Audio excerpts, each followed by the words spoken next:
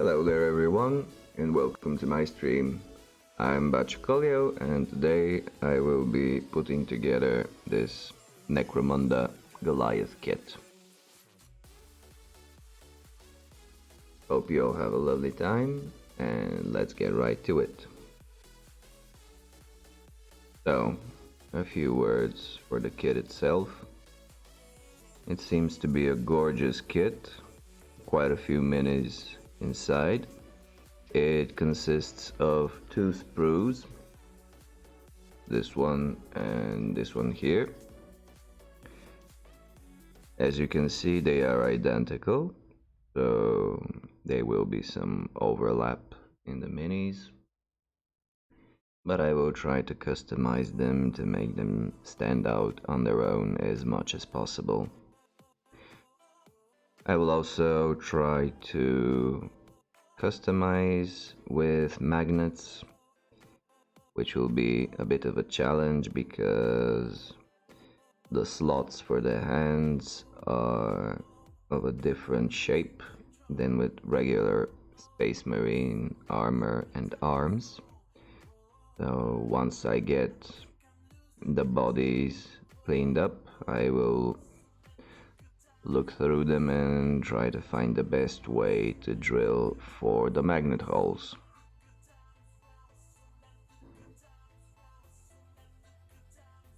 So I will just start with what is the easiest to clip out of the sprue. In this case that will be this body right here.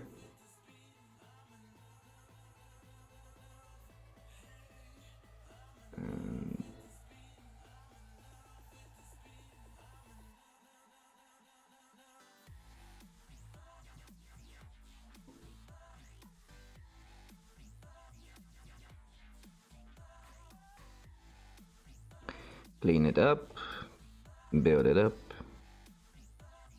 and check for ideas for where the magnet needs to go. I'm just using some regular clippers from IKEA. Now when cutting off pieces from a sprue like this, you usually want the flat side of the clipper to be next to the piece that you're clipping, so that you save yourself a little bit of time. Still need to be careful not to grab any of the material from the body itself in this case, and just carefully clip it out. In this case, all of the points for connection are solid enough, so I don't have any worries that any of the pieces could fall off or break. Since when I am cutting the piece, this is applying pressure in the direction of where I'm clipping, and if it's a more fragile piece, it might break off. A perfect example for this being the Skaven tail.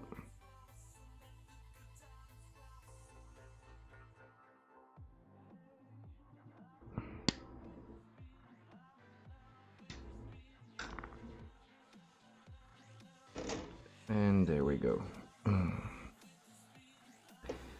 So let's look through this guy.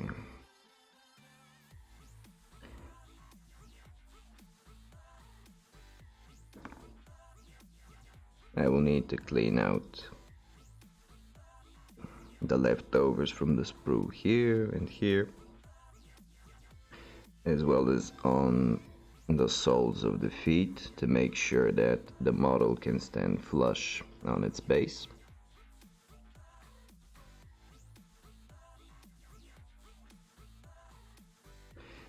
And for tearing out the bigger chunks, I will use an X-Acto blade.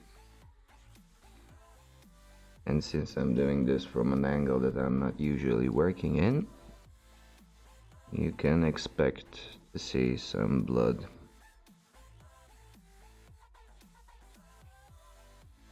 On the painting table.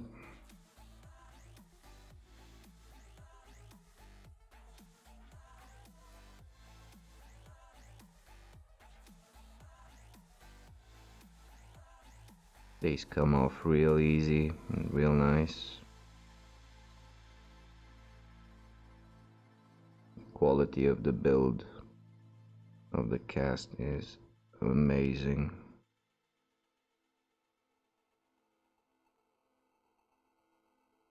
Been a while since I worked with GW minis, and it's always nice to go back and work on minis with such a high level of detail and just general quality all around.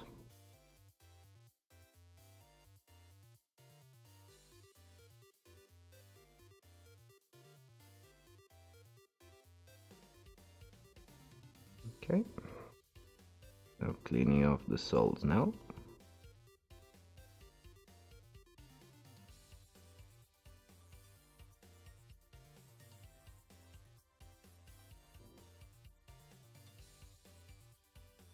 I'm just using my nail to double check if the surface is flat.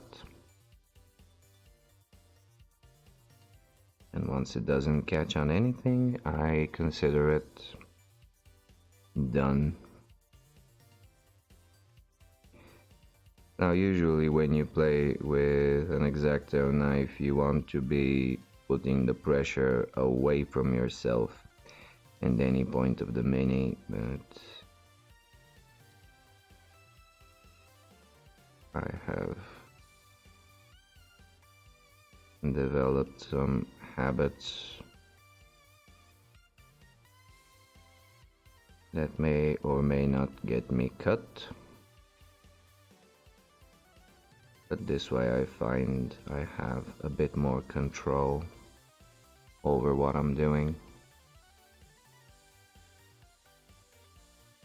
Okay, so for further cleaning up, I will use the GW Citadel mold remover. Now, while you can do the same thing perfectly well with the X-Acto blade, the rounded tip of the mold remover will allow me to get into recesses that have mold lines spread through, which is something that I can't do with the X-Acto. Also, as it is thicker than a usual X-Acto blade, I can apply a bit more pressure if I am cleaning with closer to the tip, without fear of the X-Acto blade breaking off. As you can see, this one is broken at the tip. I am not replacing the blade because there is a use for it in its current state. So I'm just going to start slowly scraping off excess material until it is flush.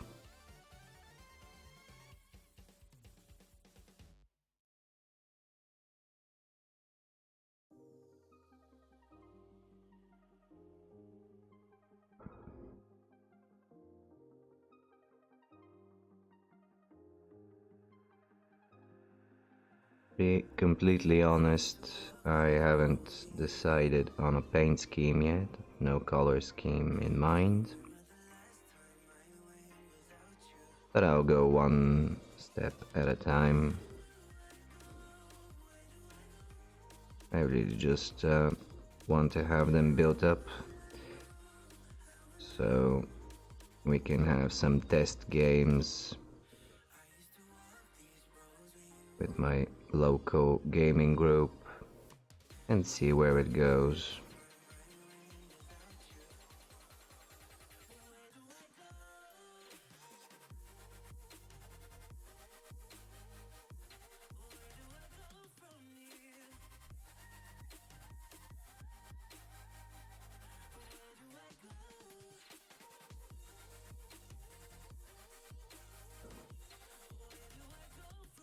so this bit seems flush enough. Bearing in mind that the arm will obstruct vision to it, so it doesn't need to be absolutely perfect.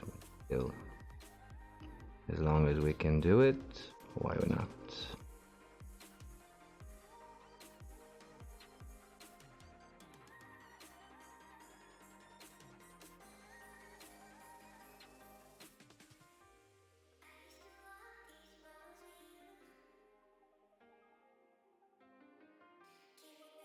I'm just going in a single direction, so I am only scraping upward. I am not pushing back with any pressure on the model. I'm only applying slight pressure when I am pulling toward myself.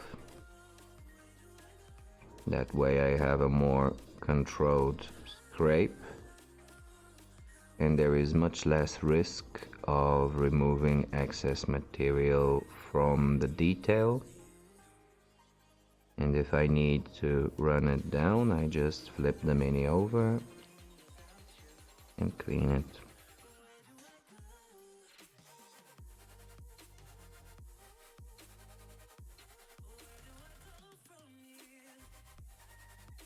Okay, and just a tool that I use when cleaning up minis is an old toothbrush. Whenever I get any excess of scraped off material, like it's accumulated here over the on top of the belt that I can't get to clean off with my thumb, I just use this toothbrush and clean it off.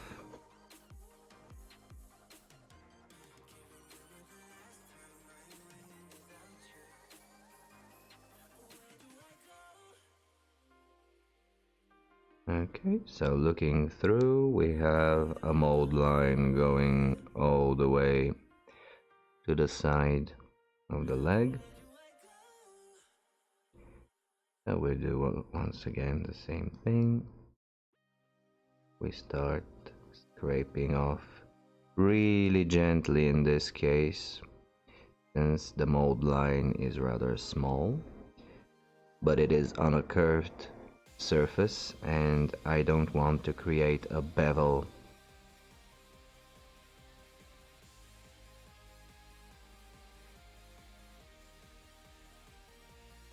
Another thing I found useful sorry throughout time is that when cleaning straight mold lines, going at the tiniest bit at an angle manages to scrape them off a tiniest bit better and flusher to the main detail or larger element.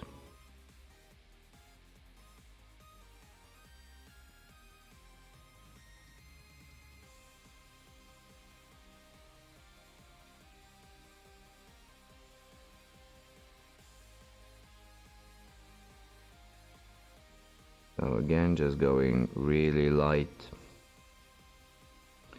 almost no pressure.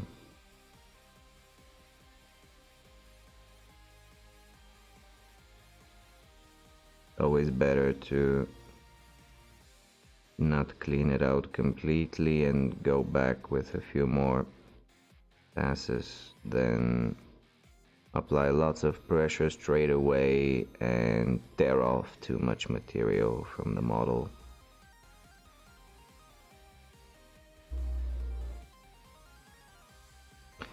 Another good way I have seen to remove such mold lines, especially again on curved surfaces, is with some fine files, especially ones that can bend. But I haven't got bendy files, I only have the standard hard diamond files. and that doesn't do much work for me here. Also, they are of a considerable grit, and I have to clean up the mess that they will leave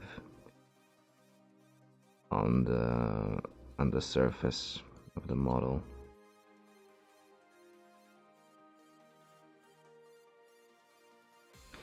Now, recently in my build projects, I have always managed to miss multiple mold lines, which is quite frankly infuriating, and they show their faces after I have already primed the model.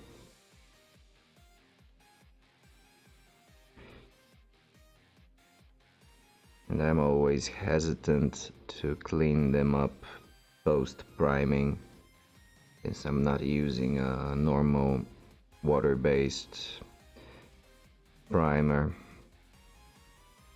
and reapplying it is a big bother. So this time, these being rather larger models, I will just take my time, use the opportunity I have on the stream, and just carefully look them over, clean them up.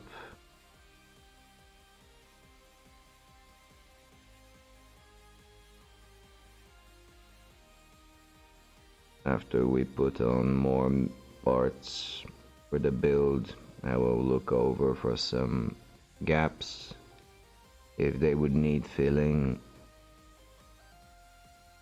I have some new gap filling tools that I would like to use.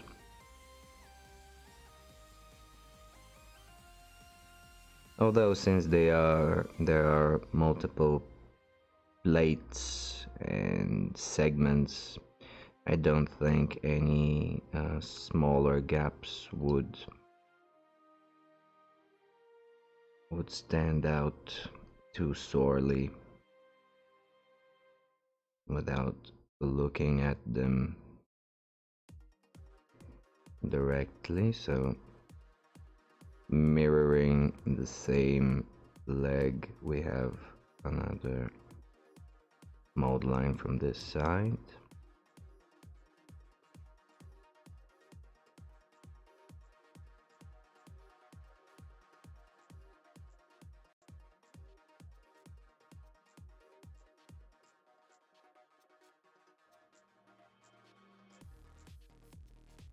This is a nice tool, the mold remover.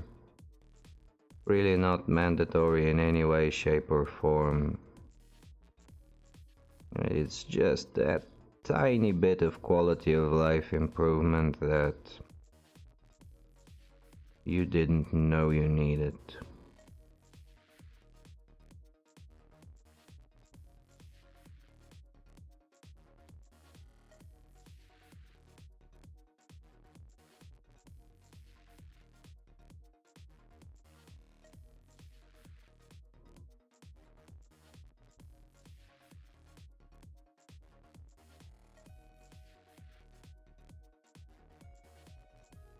So I'm just looking at the reflection of the light from the surface and seeing if it tears from the mold line before running my finger across it.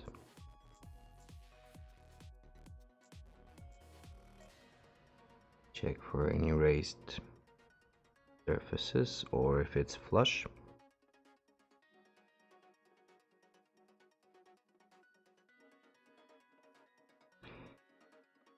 Because sometimes it might look flush but have a texture, and sometimes it's the other way around. So doing both tests is advisable.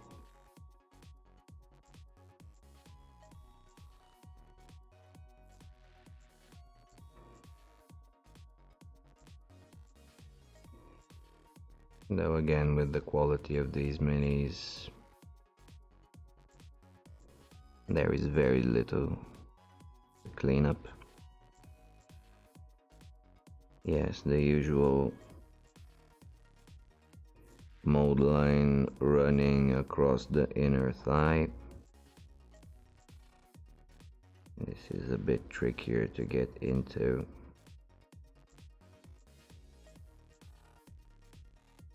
But not impossible.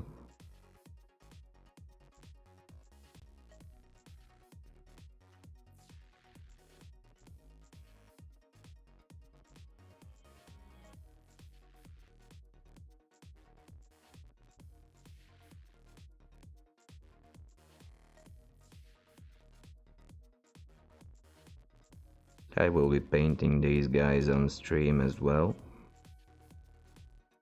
I will probably be alternating stream sessions, painting the Blood Bowl Norse team and these guys,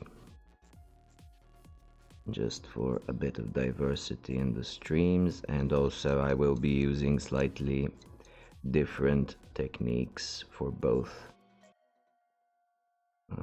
projects. Might be something different to see.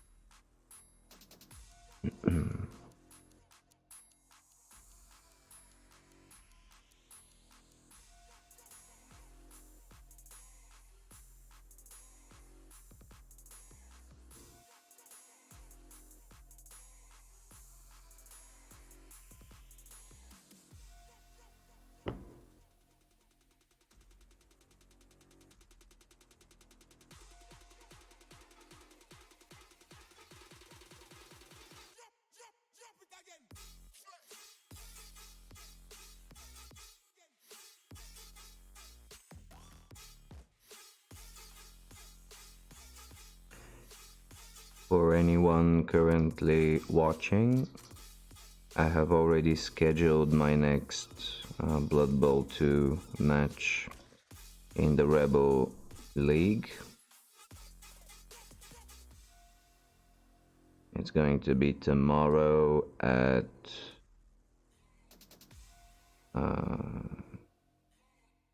19 UTC.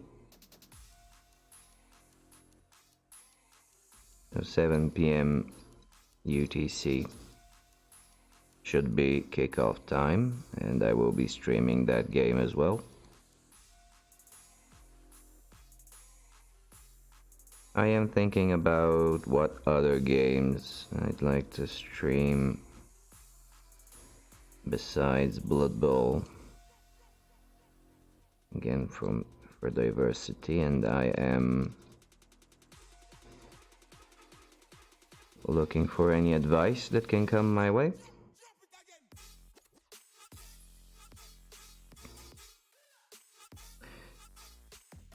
I was thinking about playing some games that will have new editions or remasters soon.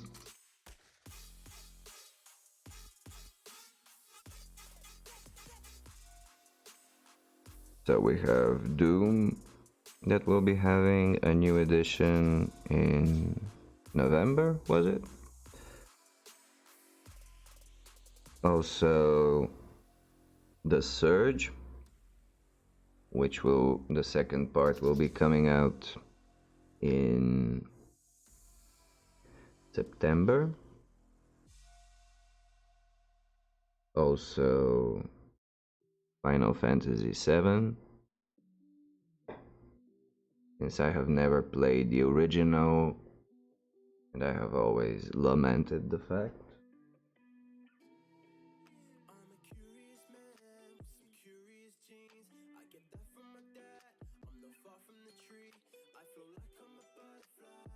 I am targeting mostly games that will be beatable in let's say 20-ish hours. So huge open world games, I don't think I will be consistent enough in playing them to ensure that I can get a full playthrough.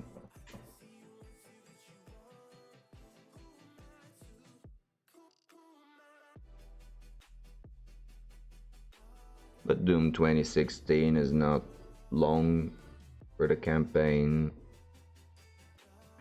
I should be able to blitz through the Surge on a normal difficulty since I beat it already.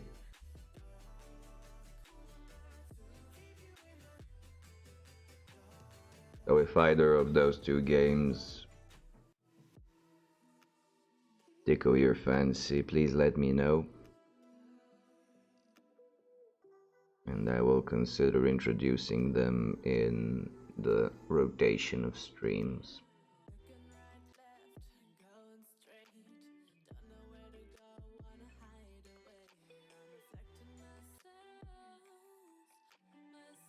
I probably won't be able to keep up a regular schedule,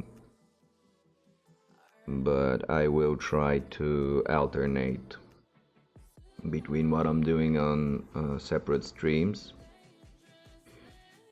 So I will certainly have at least one for Blood Bowl, one for Necromunda, one for Blood Bowl,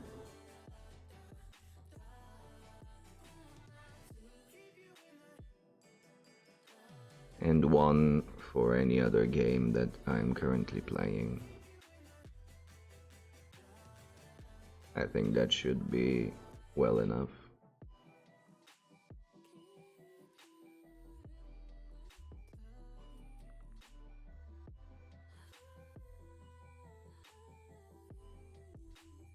So do we have anything else to clean up on this piece? Yes, there is a mold line right here on the trapezoid going into the shoulder. A nasty little mold line. So I'll be cleaning that up post haste.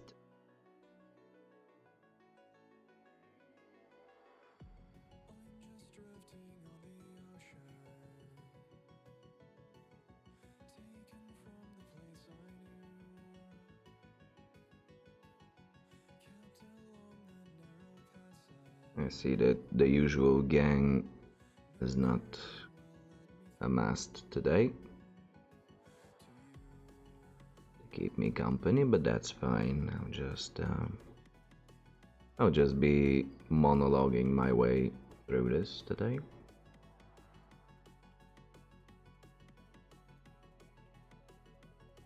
Just ranting about things in general.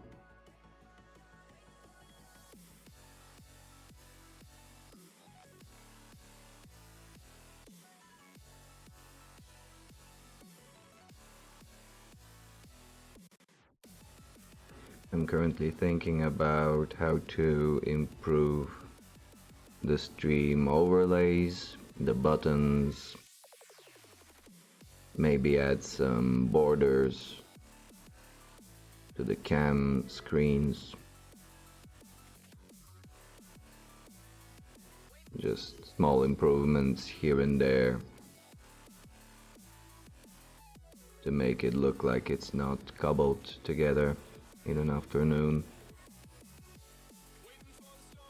I especially want to get rid of the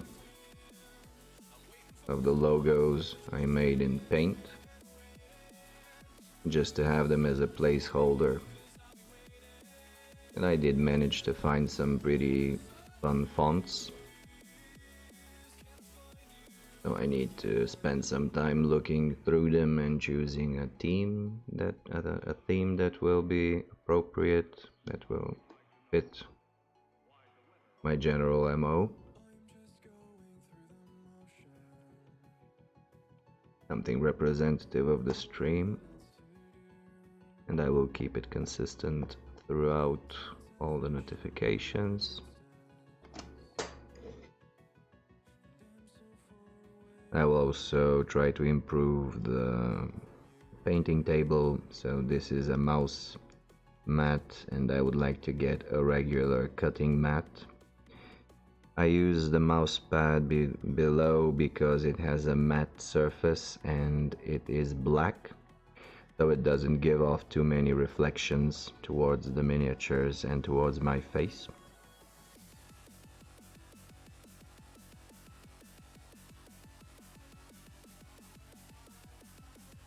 So as I said, I'll be cleaning up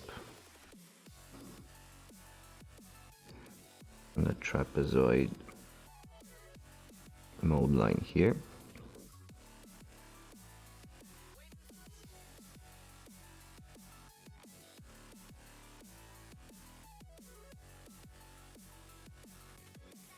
Being very careful not to create too much of a bevel in the curved surface.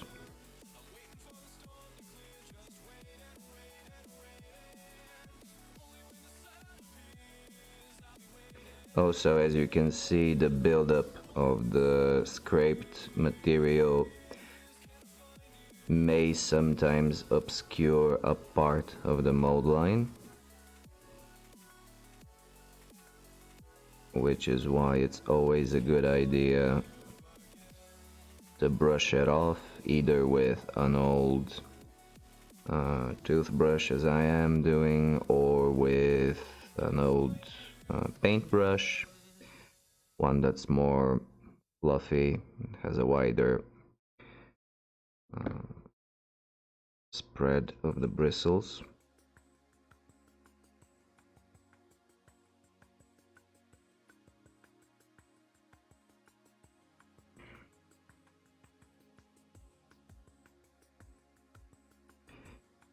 And I'm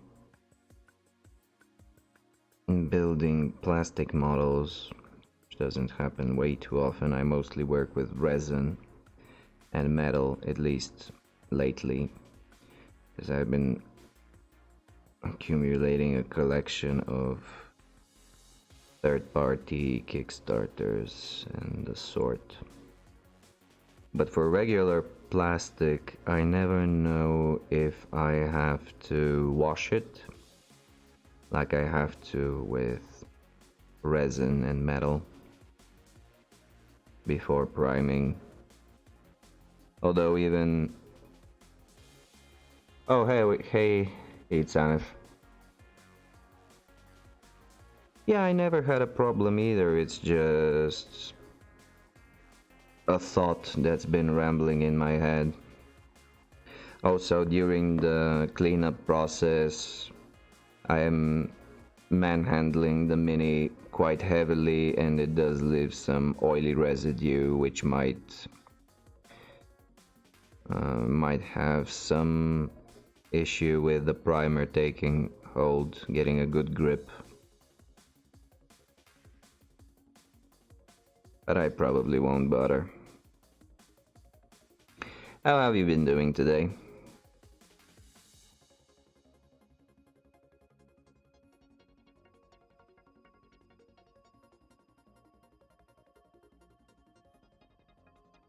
Are you faring well in our rainy weather?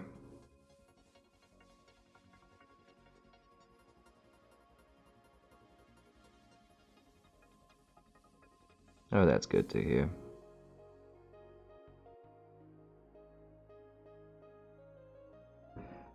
Oh, you came back pretty late.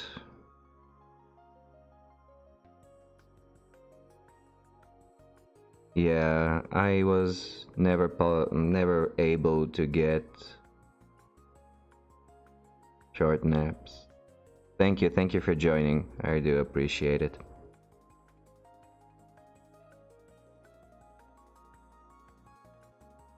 Always nice to have someone to talk to on these streams.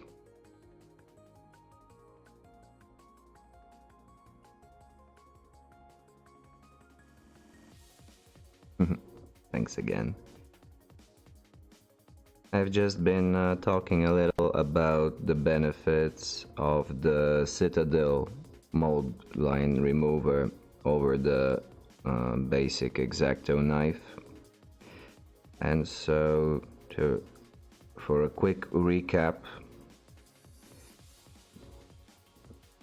the benefits I found are the round tip that I can use.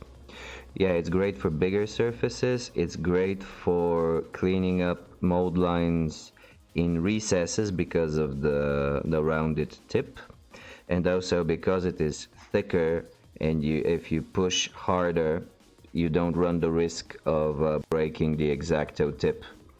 And as you can see, this one is broken already, but I haven't replaced it because it has some uses in this way as well.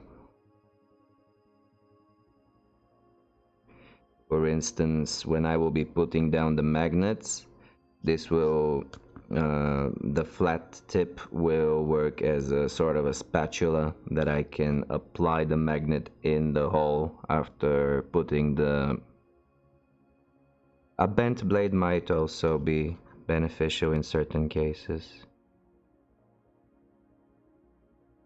So yeah, even a broken tool has its place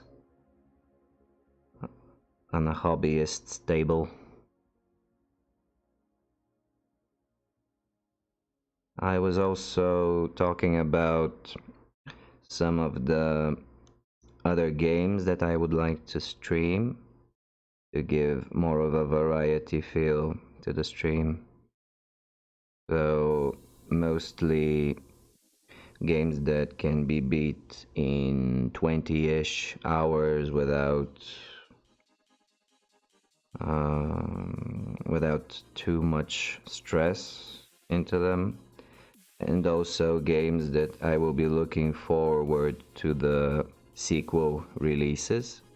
And the thing that popped up to mind was Doom 2016 and The Surge, and possibly Final Fantasy VII, although it's quite a larger game, longer and more tedious. So mostly considering either The Surge or Doom.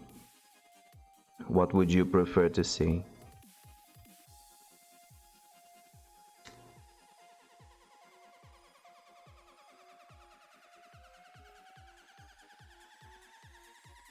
Considering that the sequel to The Surge, it's yeah, I can give you a brief description. So most people have described it as a sci-fi Dark Souls clone, although I do think that it has enough original merit to stand on its own, and it also has adopted both in atmosphere and in some of the mechanics from Dead Space. So if you love cutting off limbs from your enemies as a primary means of killing them, and also to acquire specific loot pieces, that's it. Also, there is a rather well pronounced sci-fi horror vein.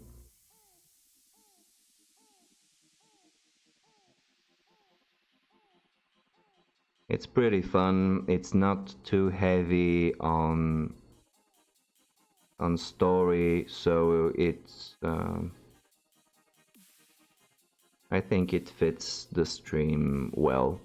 Only thing is that it will be in real time, so me commenting and ranting about it might be a bit more difficult. But it's a game that I have already beaten, so I should be somewhat comfortable playing it. And its sequel is coming out in September, in late September, so I should have time to get through it.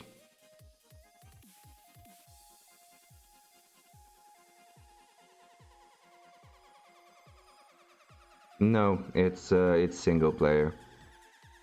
It's pretty much it works off the framework that Dark Souls have. Only you don't have the options for invasions or looking through Yes, but a co-op, if I start to play it, you'll see that the setting doesn't really lend itself pretty well to co-op. So it doesn't have much of a thematic reason to include co-op, or any form of multiplayer for that matter.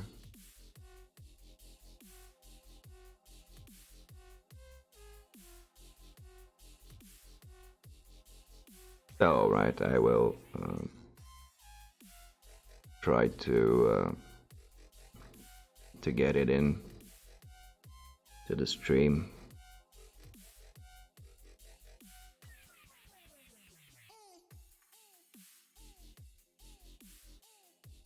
Because I've been thinking about how to bring up a little bit more variety in the stream, so while I won't have a strict schedule for the days, for which day I will be streaming what, I think I will be alternating one stream for the Norse team, for the Blood Bowl team, one stream for the Necromunda, one for the Surge, and one for Blood Bowl. Whether it would be a league play or checking out some of the one-day tournaments, some of the or maybe we can have some test games for our World Cup builds, something along those lines. But I think that 4 different types of streams per week is fine. 2 for painting and modeling of different teams, different game systems, and 2 for video games. I think that's something manageable.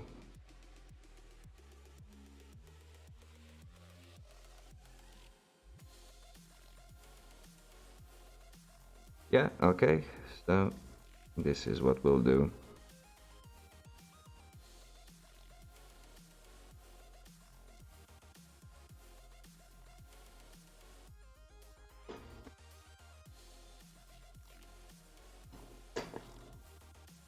Oh, so I'm planning to use some more different techniques painting the Necromunda as opposed to the Blood Bowl teams, so it will have some difference between the processes for both teams.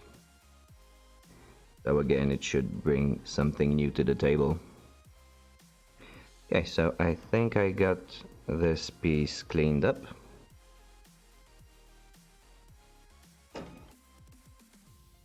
So back to the clipping. I think the next thing I'll put on will be the chest piece, the chest armor. And from what I can see, we have a choice between this one with the skull and this cleaner flat one with some spikes below on the rim, a more ornate one, and we have one here. But I will think that I think I will start with a more clean one,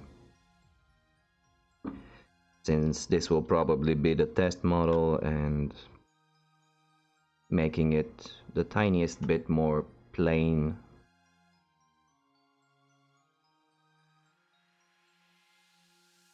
is probably a good idea. No, absolutely no idea, but I will be heavily magnetizing all of the bodies and the arms. So I will be turning them in more action figures than static models, which I don't really like, but there is just so much in terms of loadouts that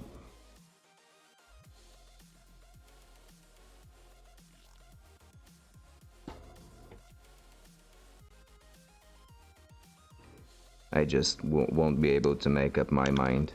Also, since I haven't read the rules yet, I don't know if I would end up with a rather useless team, a useless gang.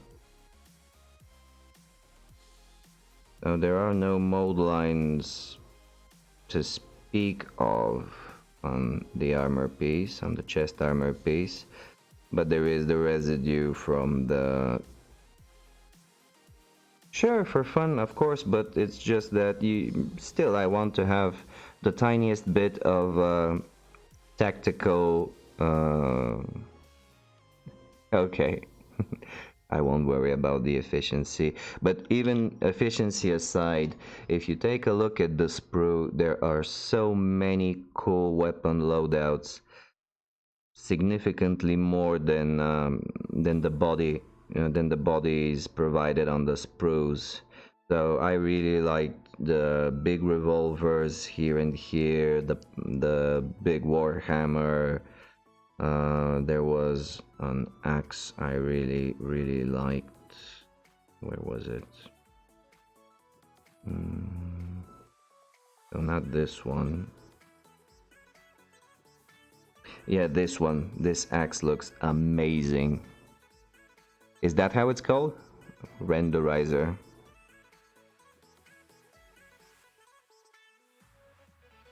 Yeah, they are all really cool, and I just can't make up my mind. So I'll give them, I'll magnetize them just so I can have the best from all possible worlds and mix and match. Also, it will make the painting process a bit easier, since this will be a sort of sub-assembly painting.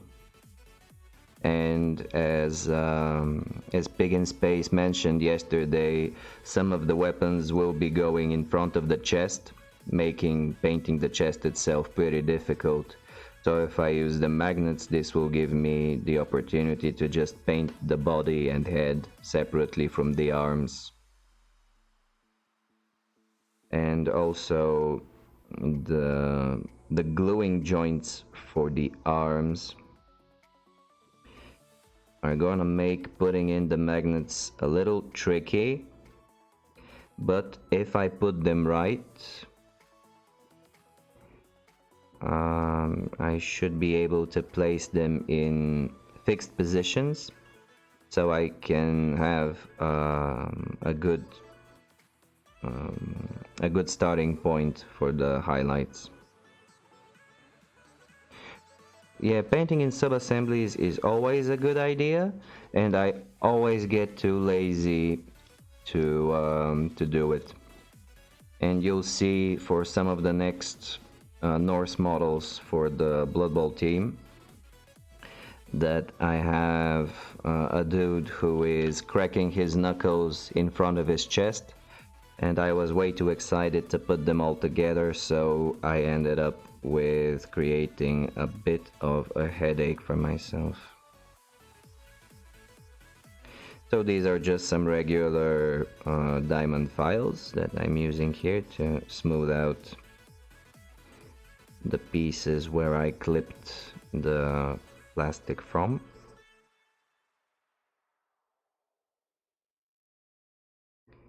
Because it will be hard to clean up a small surface with either X-Acto knife or the mold removing tool.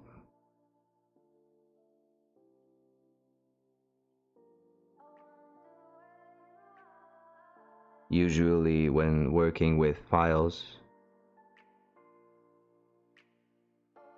most probably, yeah, they wouldn't be actual diamonds, but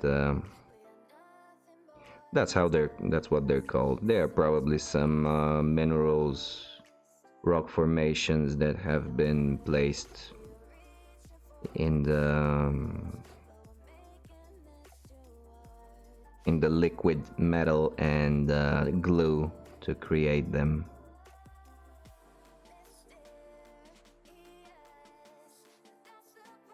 I've also seen use of the softer files, especially for rounded surfaces such as the thigh, is they take the shape of the file of the surface when you press down, but they don't scrape off too much excess material, and so you don't end up creating a bevel in the curved surface as you could act by accident do if you're using a hard scraping surface. I personally don't use files too often because, as you can see, the grit is pretty rough, so it usually needs some uh, additional cleanup. I also tend to clean up the files after use with the brush itself because a lot of material gets stuck between the grain of the file, and it makes it difficult to know whether or not you have scraped any material from the model. Okay. Let's give it a quick dry fit.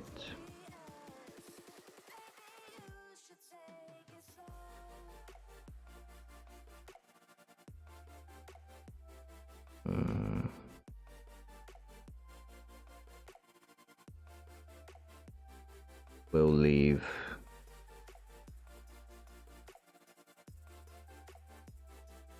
it will leave a bit of a gap, but since the arms will be coming here, I don't think I need to spend much time on gap filling.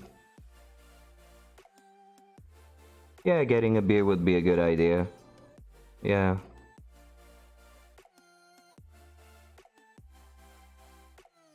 Sure, yeah. So tomorrow I'll have my Blood Bowl game. I scheduled it today for tomorrow at 7 UTC, 7 p.m. UTC. So that would be 10 p.m. Local time here. But I don't have anything for Saturday, so I would love to get a beer and talk some geek stuff.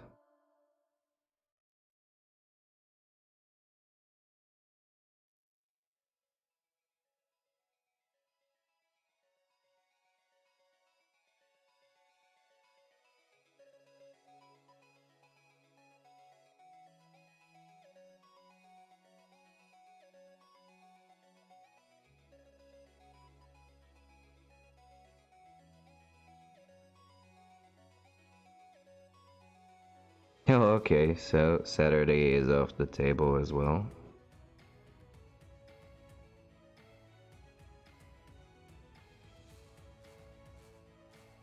Monday. Yeah, Monday sounds good.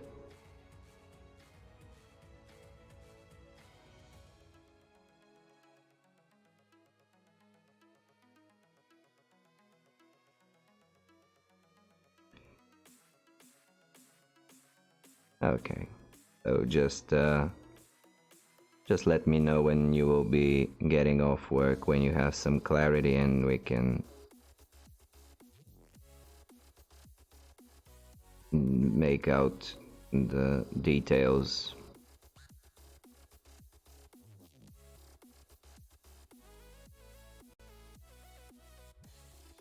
Oh, okay. Good, good.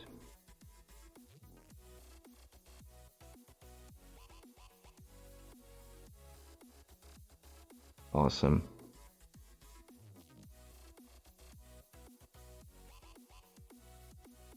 So Monday it is then.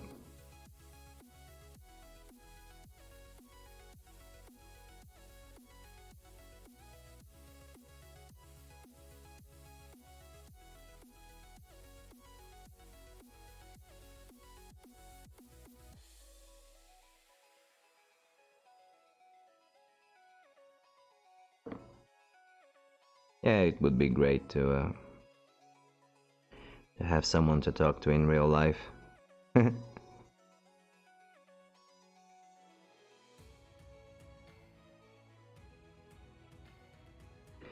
Also, next week I will be traveling a little bit. I'll be going to a nearby city for a 3-day long music festival, so it's called Hills of Rock in Plovdiv. And I'm super excited for it.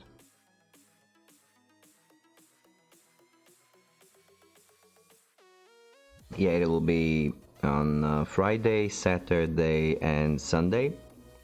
And I've also taken work off on Monday so I can recuperate a little bit. I'll be going with my girlfriend, and there are at least a couple of bands that we really want to hear, the both of us, so it should be a great little vacation from the daily cycle. I am really looking forward to that.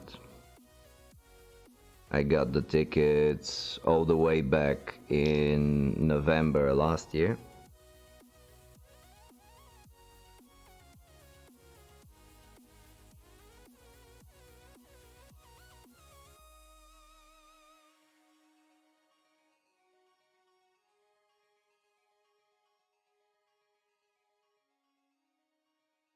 Do you tend to use super glue or plastic glue for the plastic models?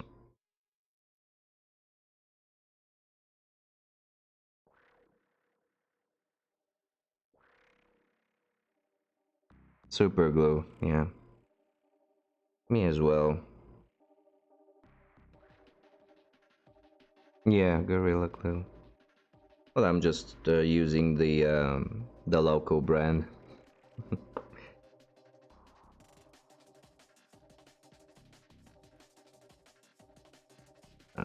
When I started, I used plastic glue for the plastic models,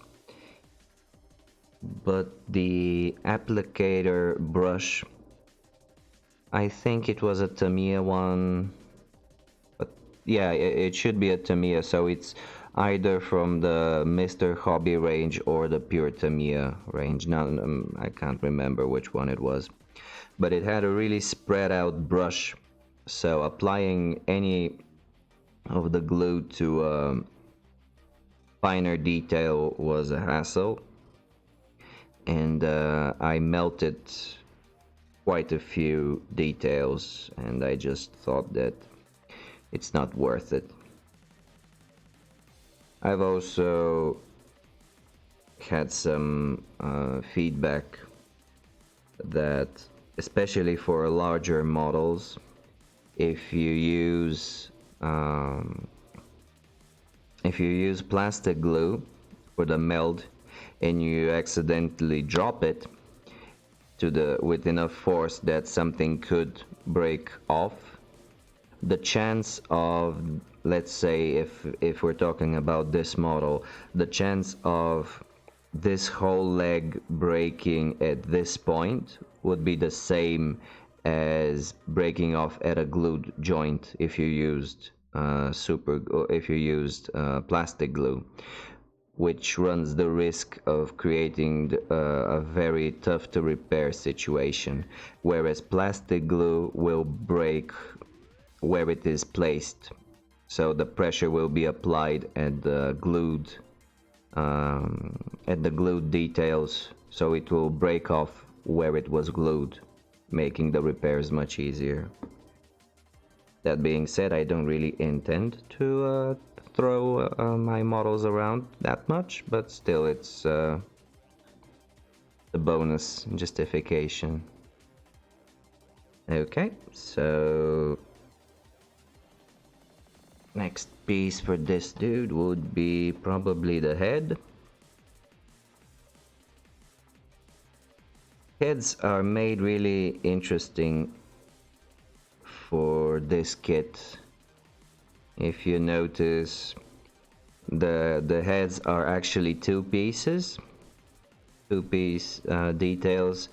So you have the detail of the face, and separately the back of the head with some hairstyle to choose from. So it actually gives you more customization options. I haven't seen this before and I really like it as an idea. Especially considering that... Oh yeah? There should be a cigar somewhere? Where is it? Where is it? Hmm.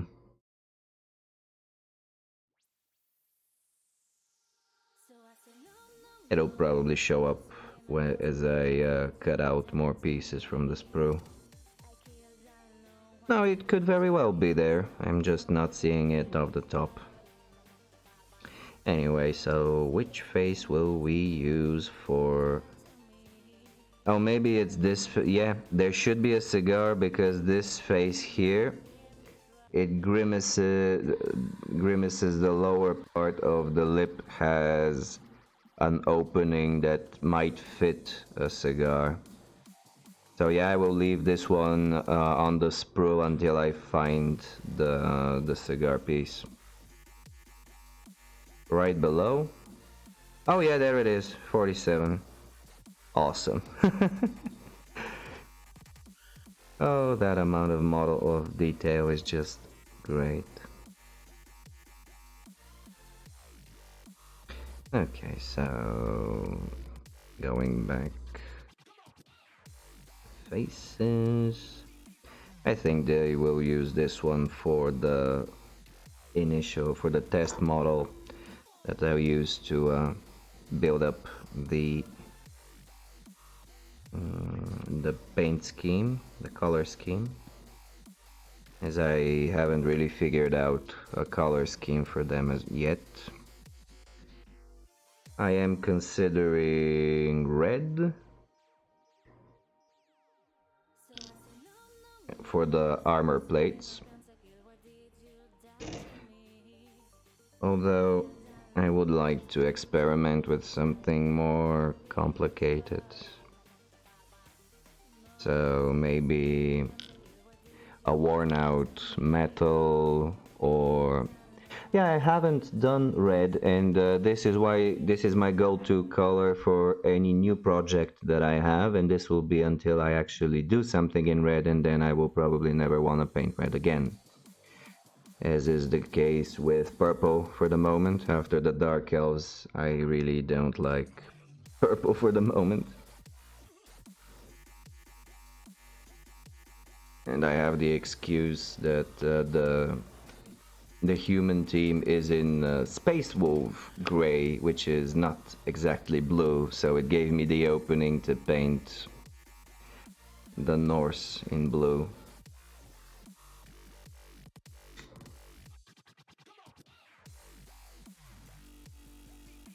But yeah, I should look into some ideas for a main scheme. I will also try to mix in some khaki, so greens and browns for the pants. I just want to change things up a bit. I want to try out some new recipes for mixing colors, because I've been doing the same type of leather elements for forever, actually. Also, some skin tone variations would be nice.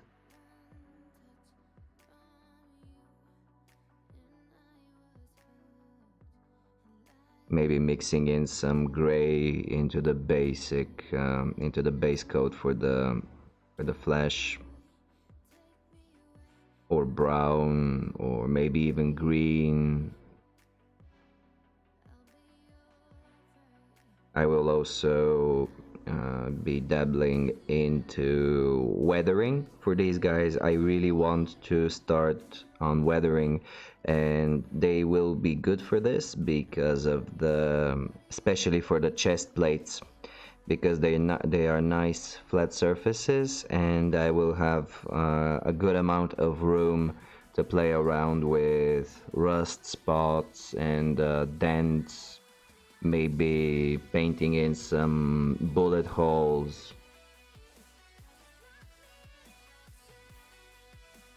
Some rust and grime.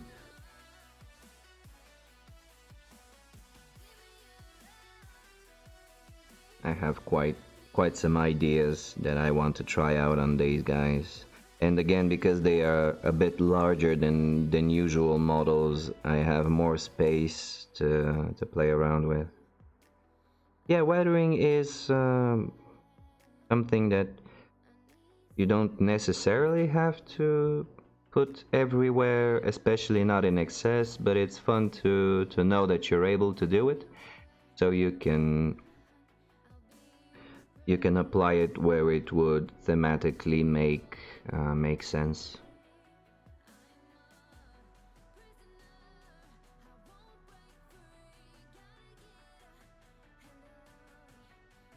I will be trying out the sponge technique, so for rust spots,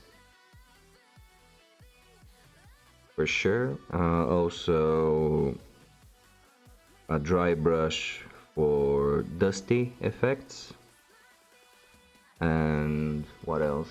Painting scratches. I really want to learn how to paint good scratches, and I finally remembered which side of the scratch needs to be highlighted. If you notice any models that have been painted with scratches, they always have two colors. You have the black that denotes the place of the scratch, and then you have a slight highlight underneath that gives it a 3D feel, so that the scratch is actually a dent that goes inside to create the visual illusion of depth.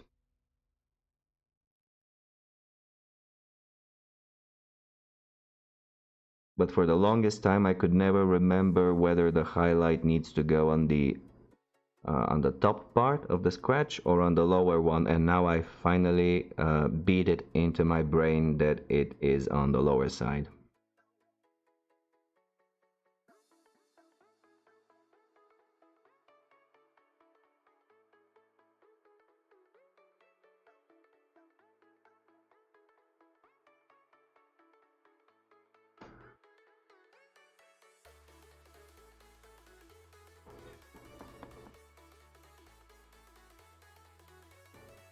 Well, I think that once you actually put paint down on the model to try it out, it will just look funky if you put it on the wrong side. And since it's fairly thin,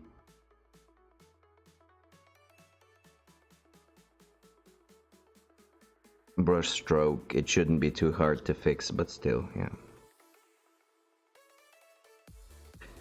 And this will also put the new paintbrushes I got to the test. So here, for such larger pieces of sprue that are left on the details, you do have to resort to the X-Acto.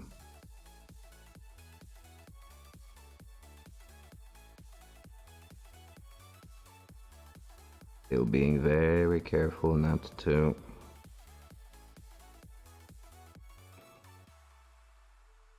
take too much material off.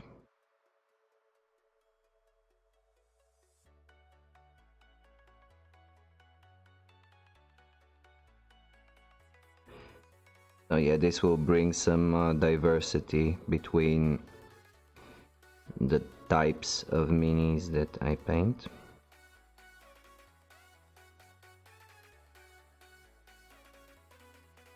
But I fear that the biggest challenge would be not to go overboard with the weathering. I just want to put splashes here and there, some spots of interest to draw the eye. I don't want to make them 100% all grime and wreckage all around.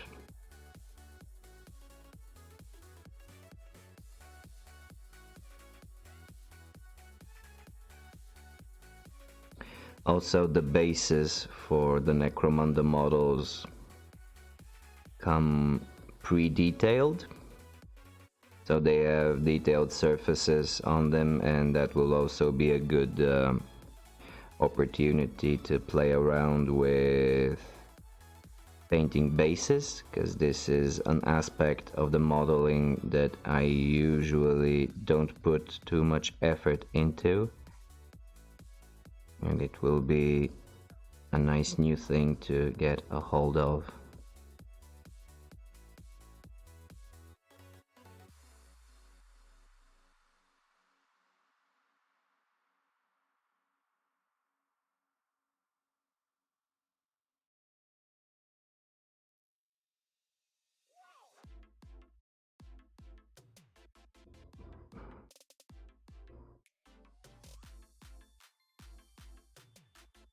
Yeah?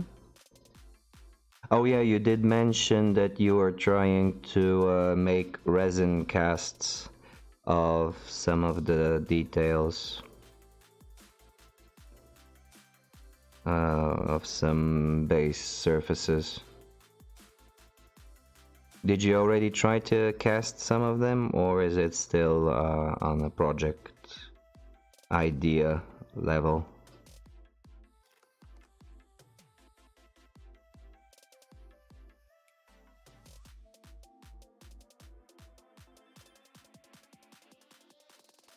Oh, just a moment.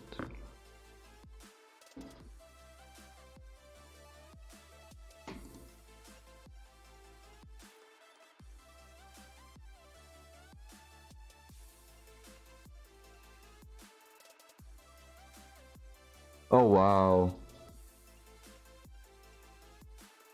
Oh, this looks great.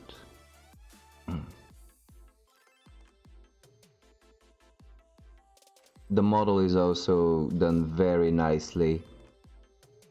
This Plague Marine looks awesome.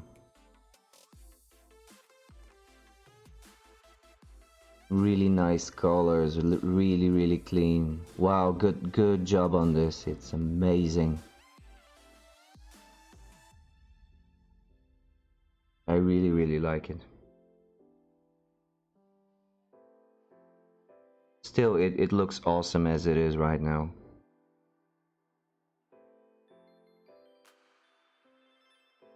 And you then saying that your paint jobs are sloppy. I wish I could be so crisp and clean.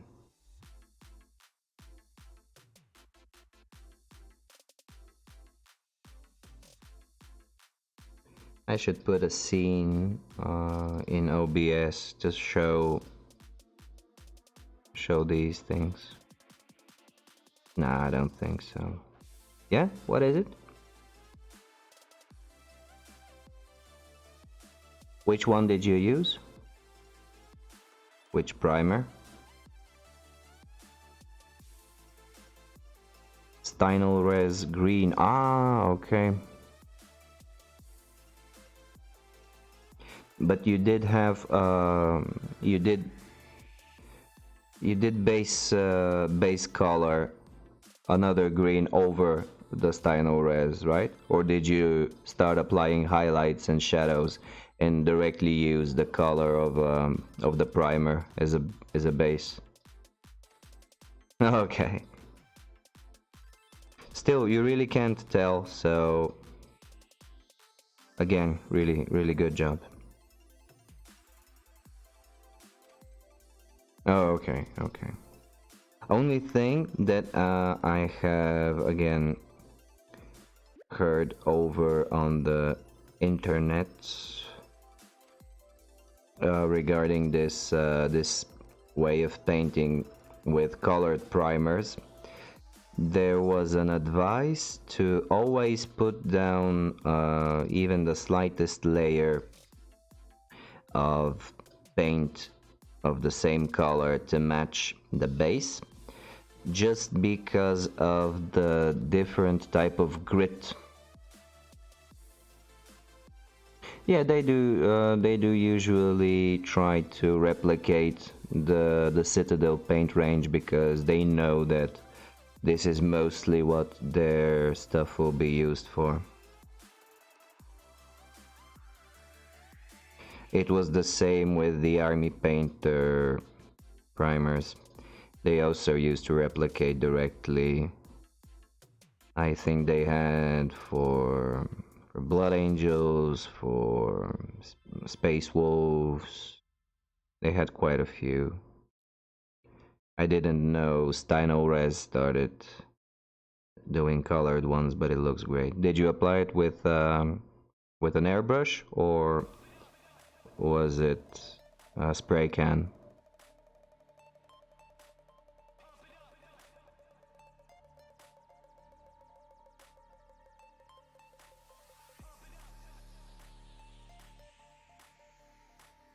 Airbrush, yeah. There is a difference. So I oftentimes tell myself that it doesn't matter, that I should just use the spray cans because it's so much faster and so on. But then when you actually take the time to apply it with the airbrush, the result is so much smoother across the whole surface that there's just no comparison. You run zero risks of over priming smaller details and obscuring them. It's just a million times better, or although it does take a bit more time.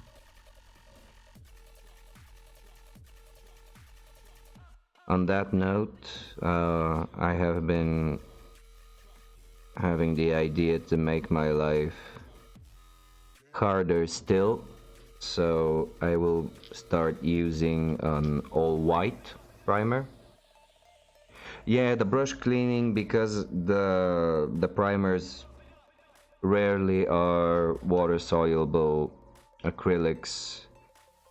It's a hassle to get them clean and to make sure that every piece of primer is out so you can actually use the brush afterwards again.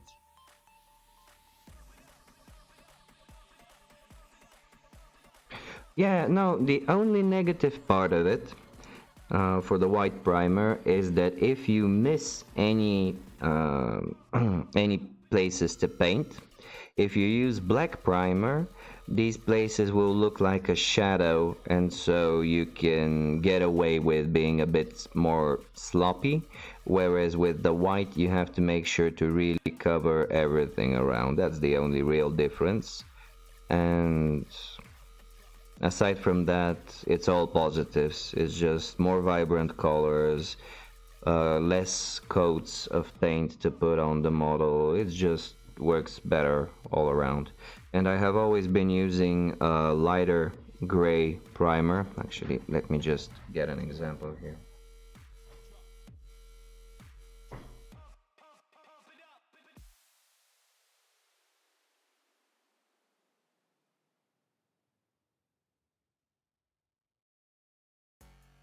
So this is the color of primer I have been using ever since I started painting.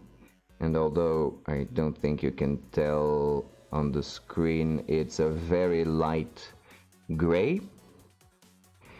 And now that it's dried out, I'm just gonna switch to pure white. It's not gonna be much of a difference, but I just made this decision.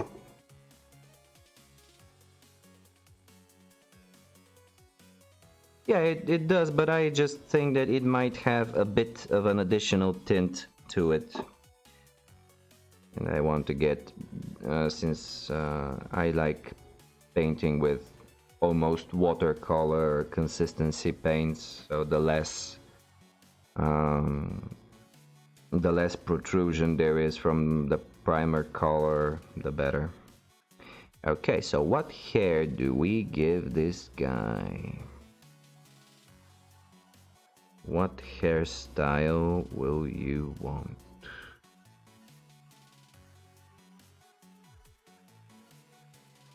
I think I'll go with the raggedy one, this one.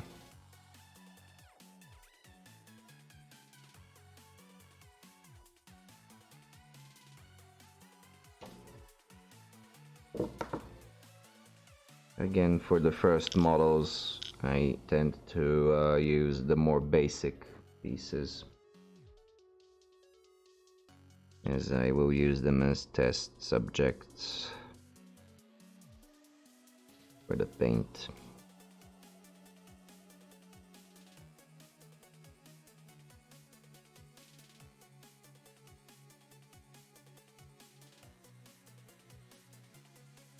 By the way, I did finally get the delivery for the paintbrush set for detailing. Would you like to see them?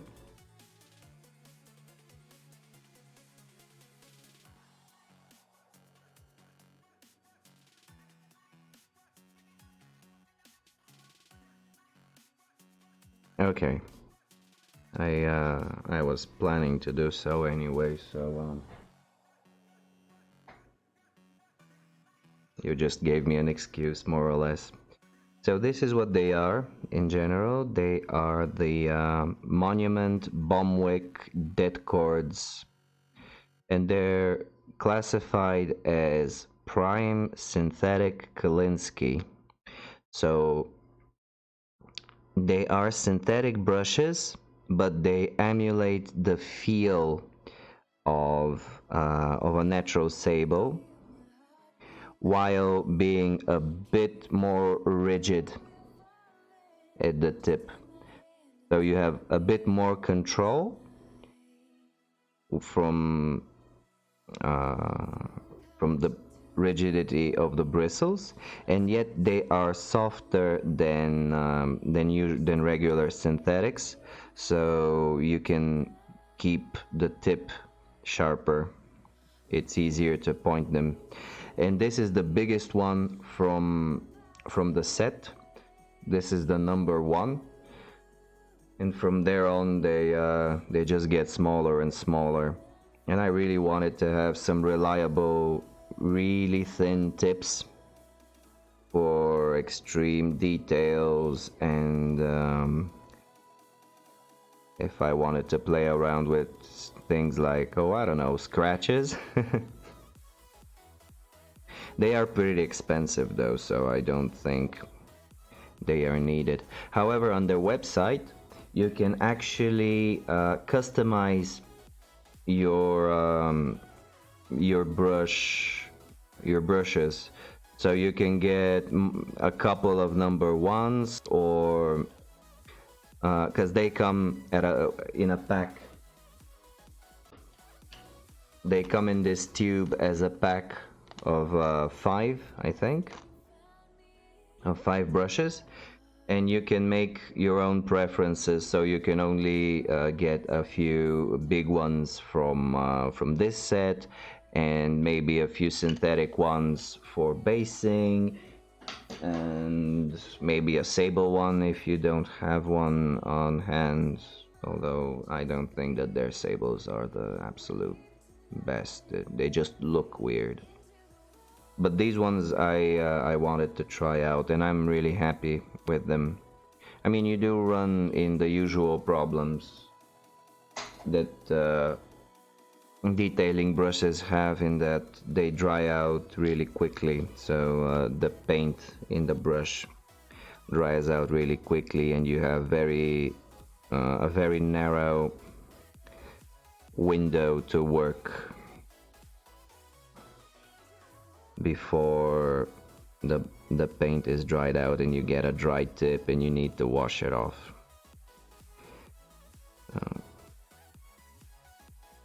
I try to use as big a brush as I possibly can for as long as I can, just because it gives me that freedom to work a bit longer in between rinsings.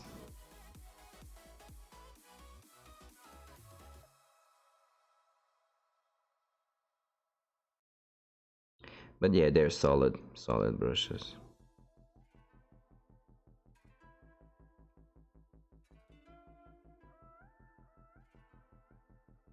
Okay, so this is gonna be the head.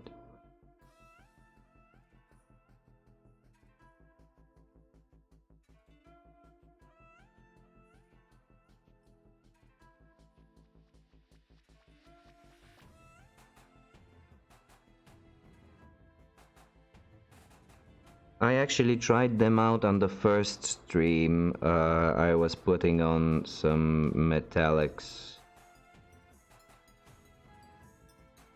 but I will be using them again at some point when I get to the detailing part.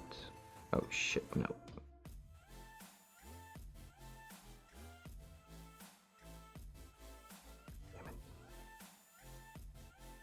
No. Oh, no, no, no, no, no, no. Damn it. Yeah. Well, that went wrong.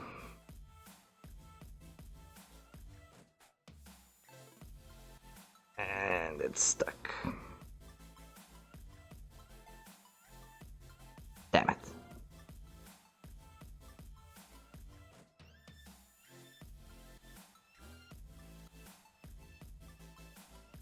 Yeah.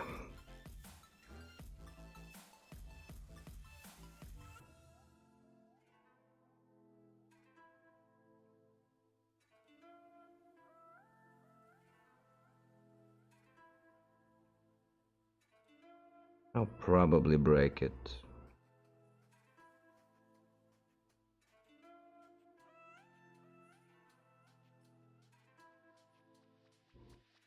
Sadly.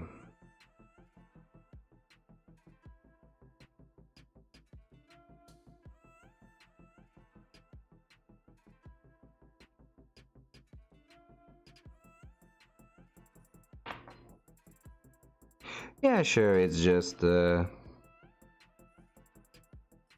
it's not the best feeling.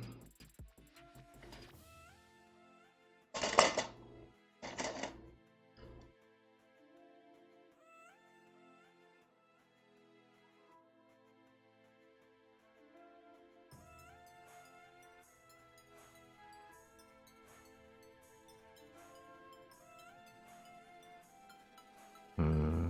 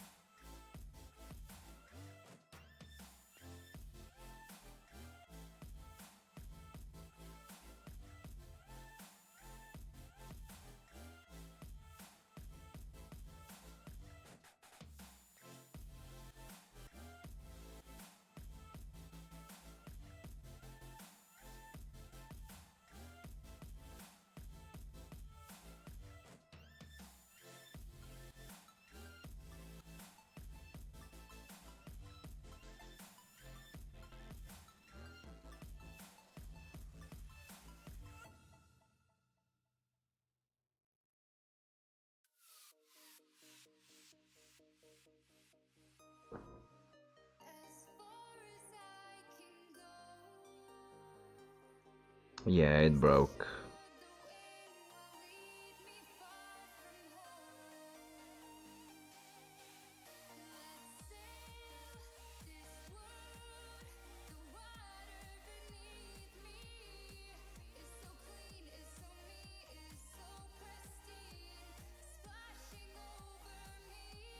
Yeah, oh, actually.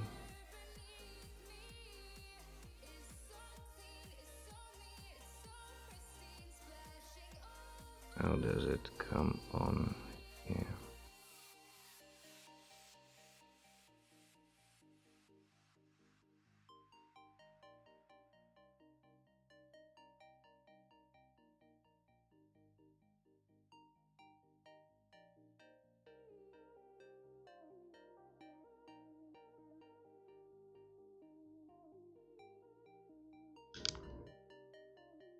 Yeah, I'll play around with this later. So, try number 2.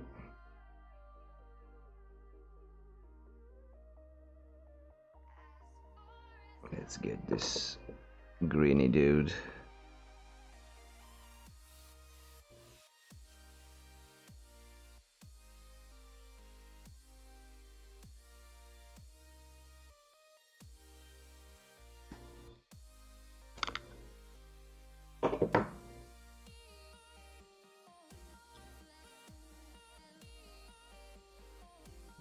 the hair.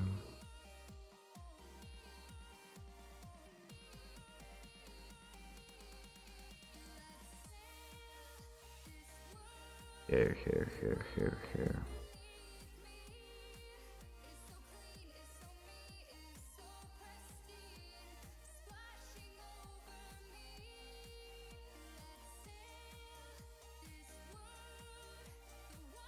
Oh, really? Alpha Legionaries.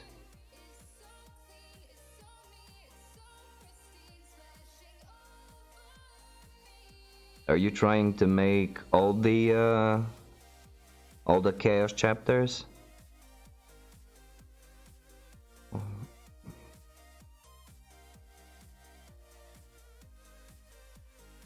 Because you do have Nurgle and now Alpha, and I saw you preparing for some Corn Berserkers, so...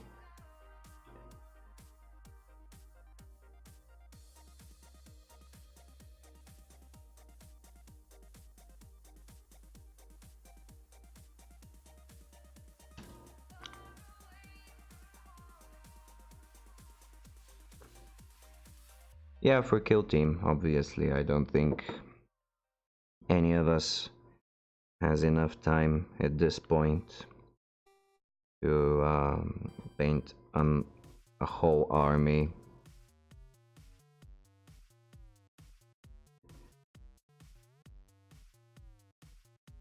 Oh, okay. How big are the Kill Team teams usually? So this one is 3, but I suppose that they are more elite units, so that's why they are fewer. 5 to 10. Oh, okay, that's fairly decent. I think it's the same for Necromunda as well.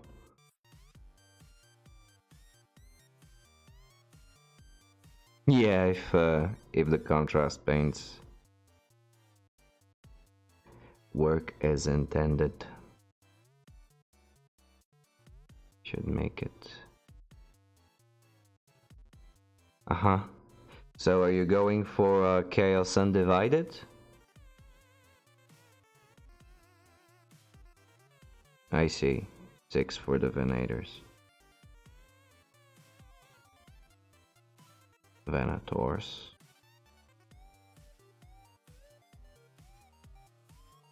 Yeah, for the Kill Team, yeah. Or are they separate Kill Teams? Okay, variation then.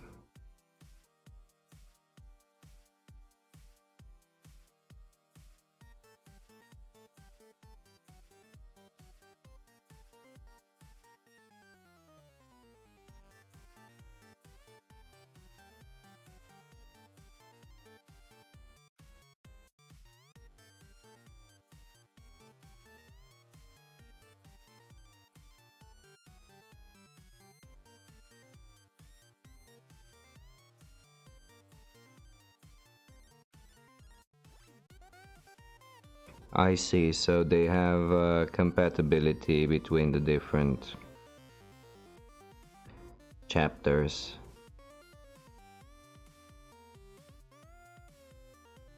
I haven't really gotten into the Kill Team rules yet either.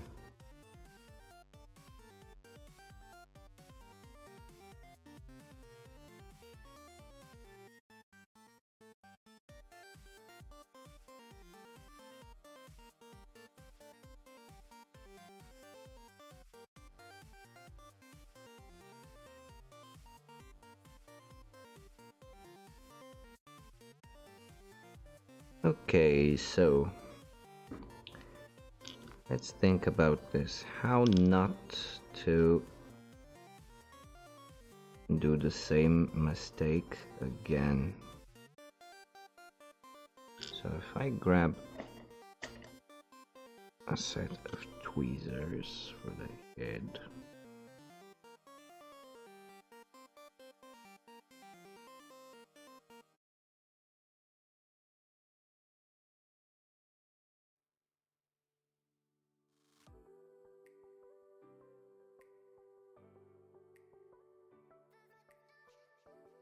goes up and down.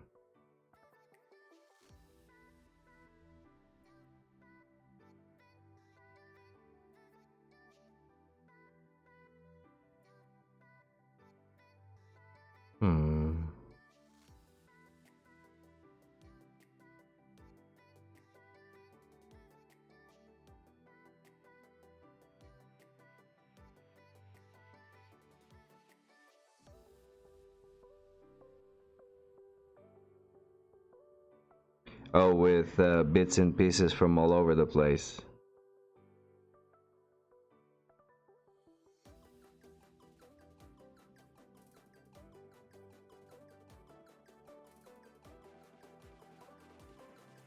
As in different manufacturers or different kits from the GW range exclusively? Okay, yeah, so...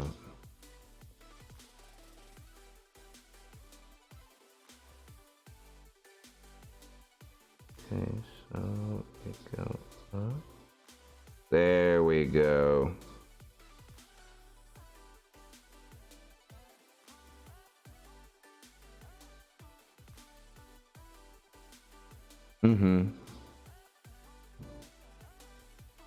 Success! Look how happily he is grinning on the fact that he did not get disfigured.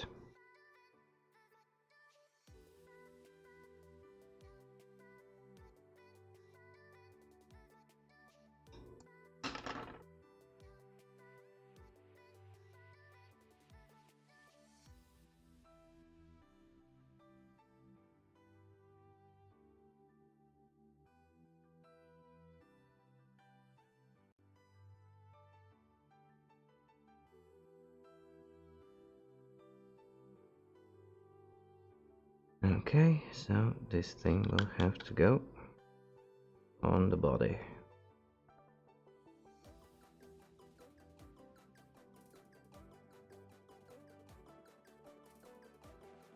Do we have any variations on this?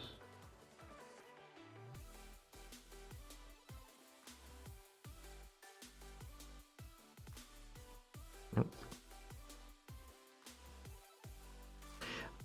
One thing that I would like to get at some point is a thinner applicator for super glue, because I end up using way too much and way too big drops, so you actually need very little, and it's hard to... Yeah, see, now this is a huge droplet. I don't need even half of it. The tiniest bit.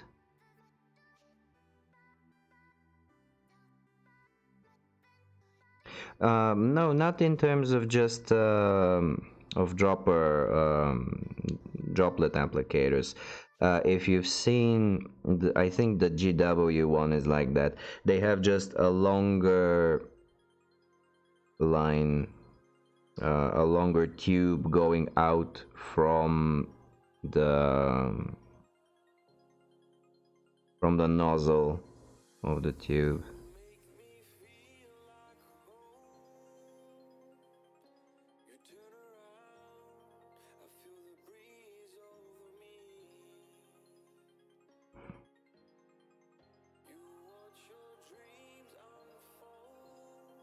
Oh, okay, all right. Well, in this case, if you do have some spare ones, I will be eternally grateful to you, because this is an issue that I'm struggling with, the application of super glue.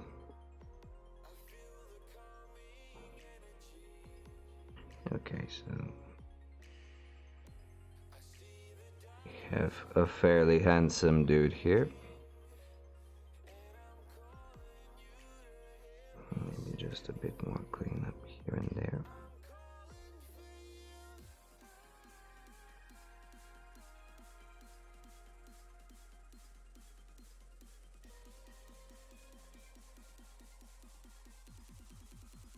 Thank you.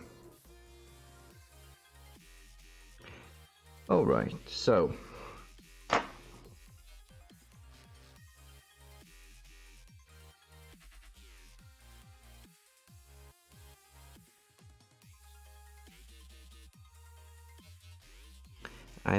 I actually want to see what the best way for the magnets would be before I put on any additional accessories or gizmos to him. So I will take one arm.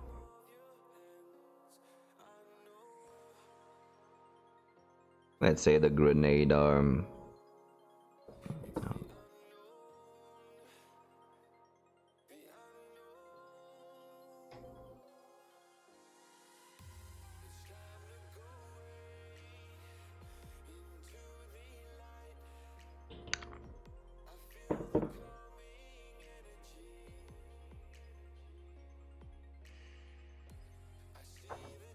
Just clean it up quickly.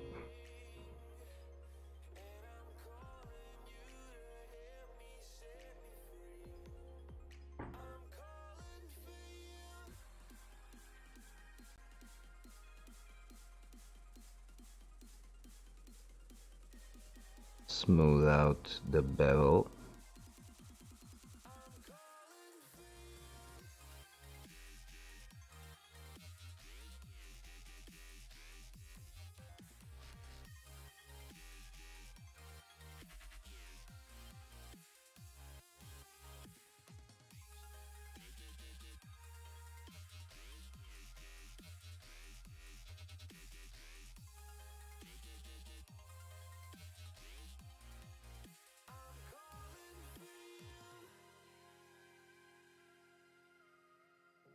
There's the mold line here, lurking, hiding itself, waiting for me to apply primer and then find it after the fact, but no, has been discovered right on time.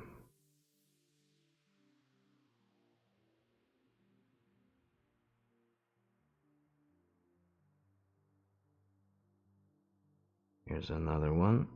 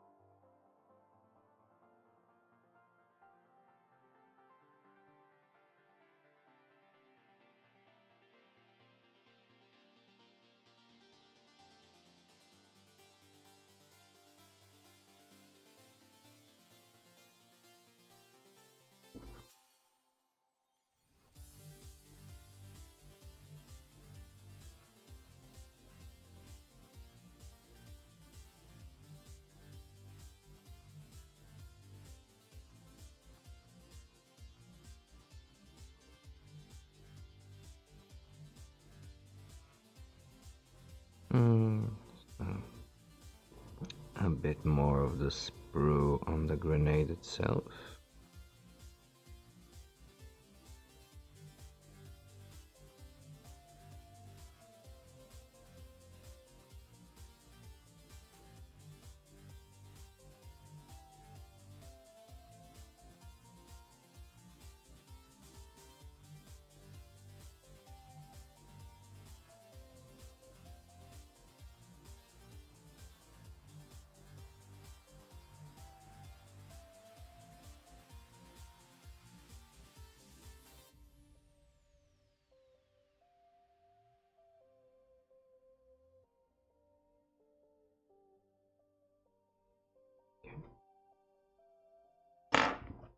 Again, just smooth it out a bit.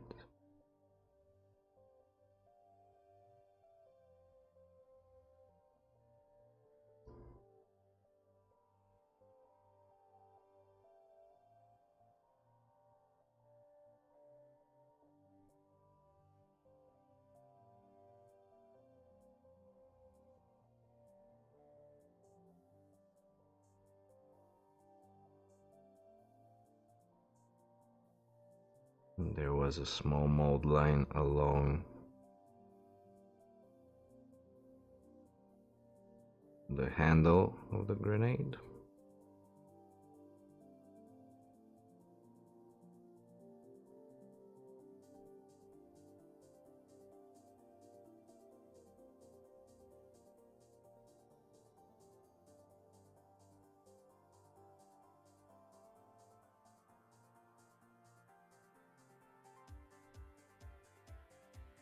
Okay. So the connection is like this. So where does it show? Connection goes all the way down here.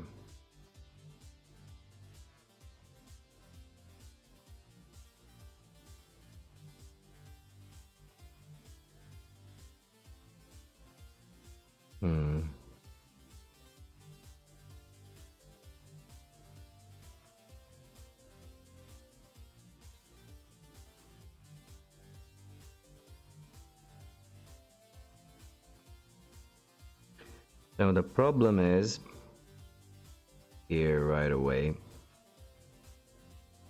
If I were to put the magnet wherever I wanted it to go, I would put it here, right here. But I don't think that this is enough surface to accommodate the magnet. And do I have it on the arm?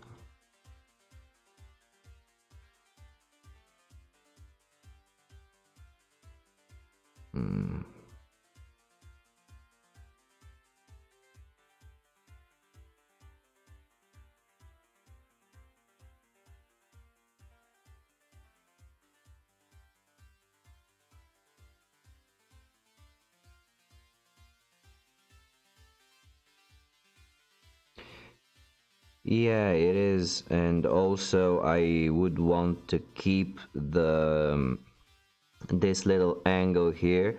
It would act as a pilot for placing the arms in the right place, so it wouldn't be too much of an action figure if I put the magnets in and the game and the arm would be able to go all around. I would like to have it to stick.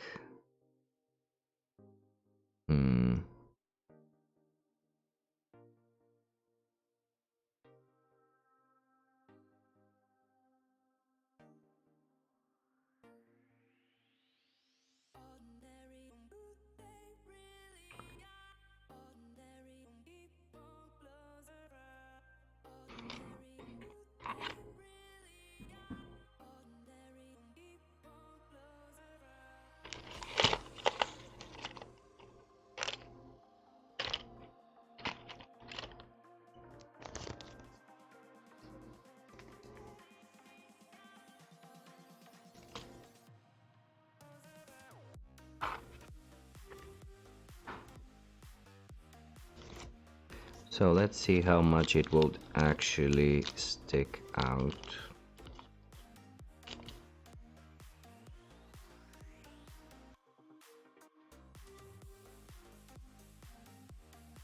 I'm looking for a 3mm drill piece. So yeah, this is the one.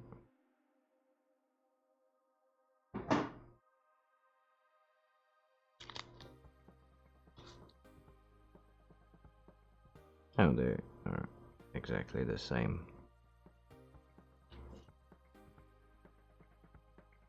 So this is the diameter that we are looking for, and this is the surface that we are working with, so it goes off quite a bit.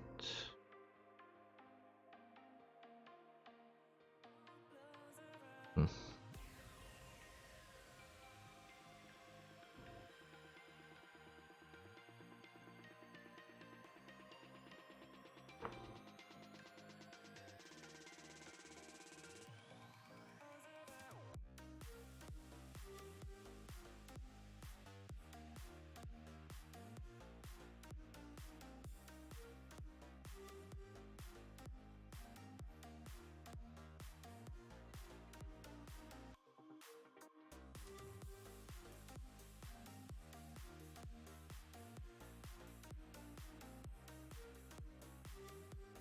You know what? I actually think that I might be able to just pin them.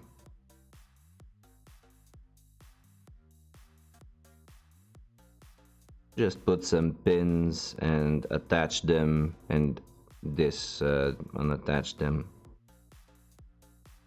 would be much easier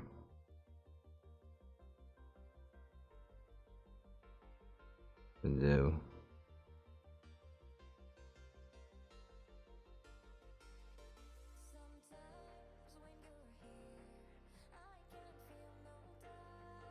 They won't be carrying too much weight, so the whole deal with the magnet doesn't seem to be very justified. They should stick in place just fine.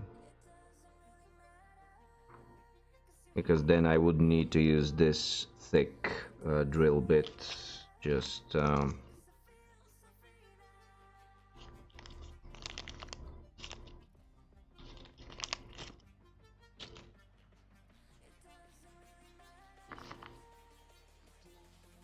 probably this one.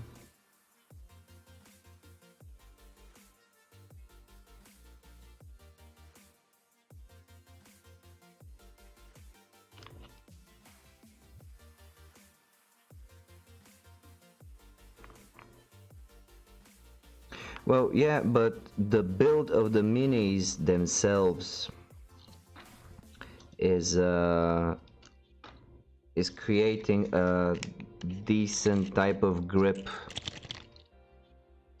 Oh yeah, okay, I see what you mean. Yeah, but they have the bulky muscle to carry it with, so it shouldn't make a problem. So yeah, if I use this drill, I have more than enough space to drill it here on the bottom. And here on this edge. The issue here would be to place the holes so that the pin would match up.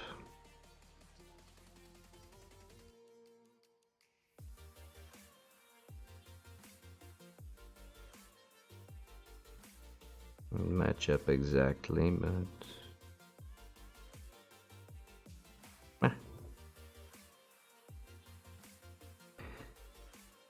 oh.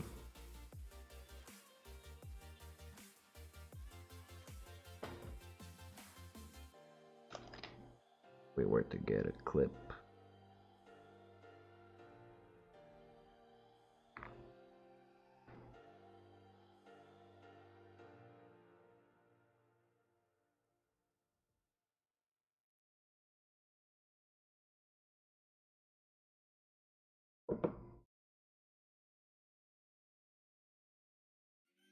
Why is this so dirty?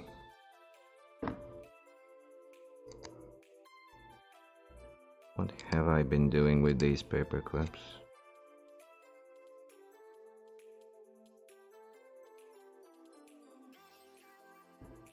Right, so I would need, let's say, this much.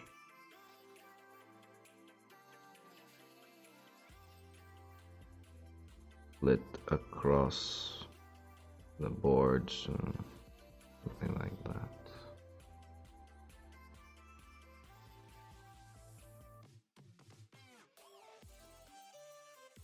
Yay much.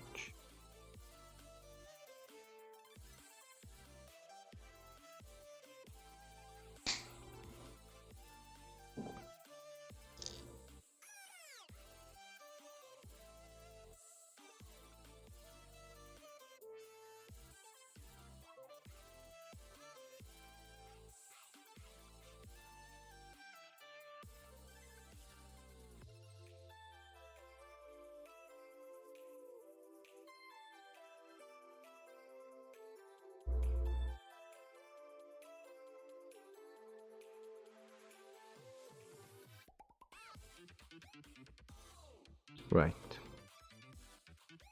So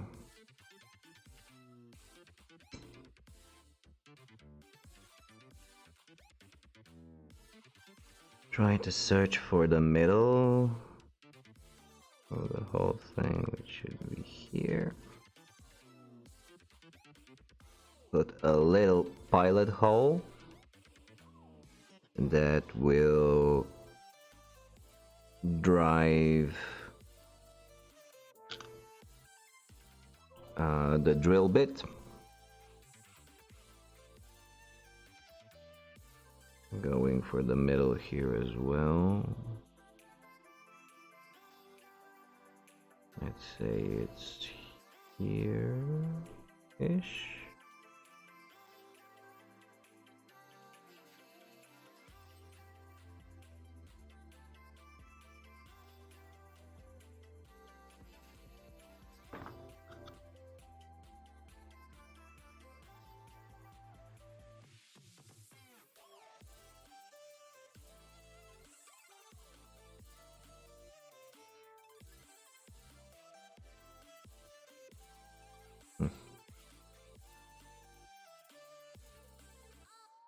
Yeah, we'll see.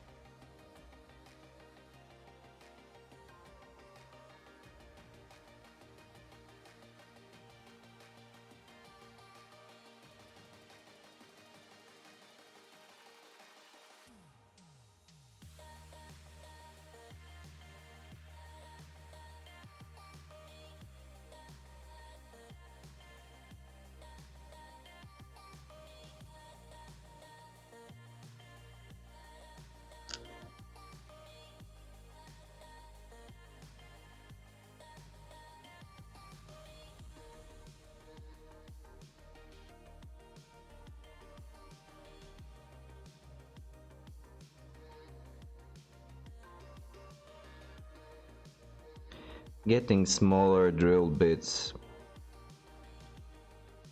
to stand in an angular vise is always a challenge in of itself.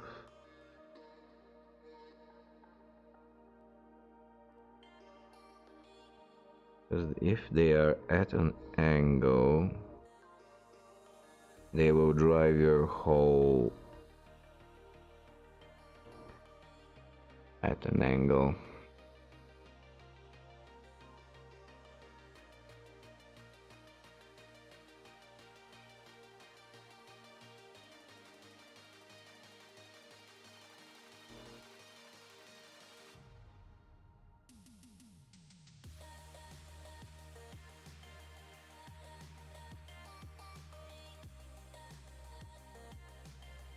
Yeah, well, uh,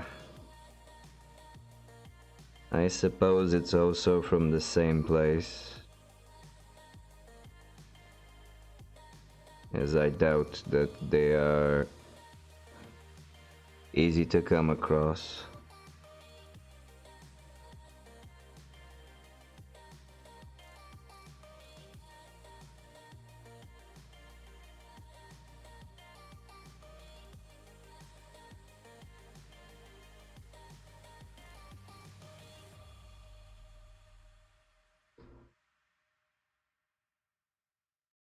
It's much better than a power tool though, in my opinion. Yeah, they are a reseller for sure, but it still does the work.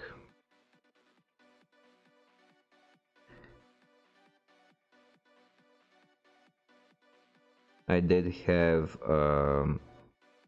low quality rotary tool. Can you adjust the Tamiya drill rounds per minute speed? Yeah, metal models are difficult to drill with a hand drill. No. Yeah, this is the problem. For rotary tools of all shapes and sizes, if you're gonna use them for hobby, especially for plastics, you would need to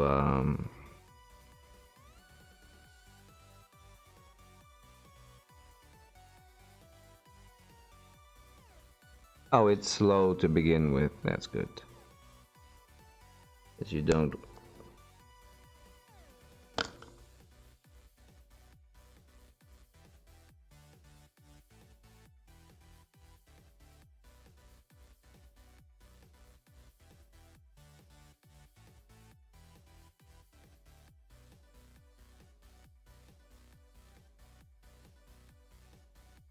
Hmm.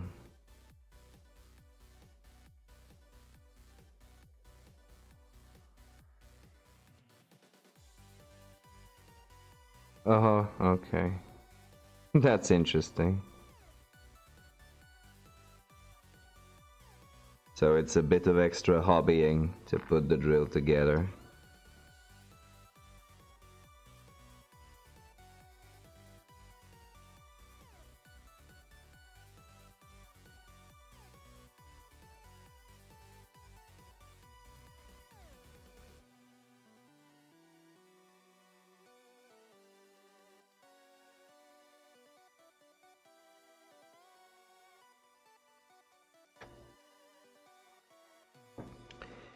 Okay, so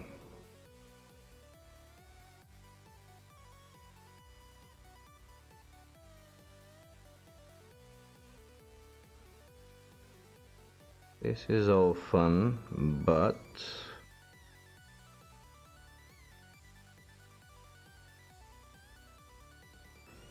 the drill makes a hole that is the tiniest bit larger than the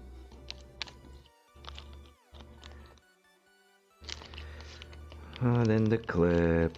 So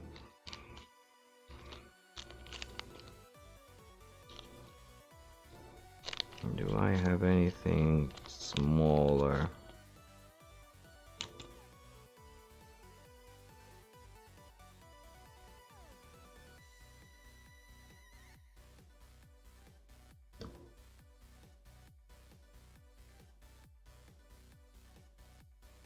Nope, these are identical. Mm.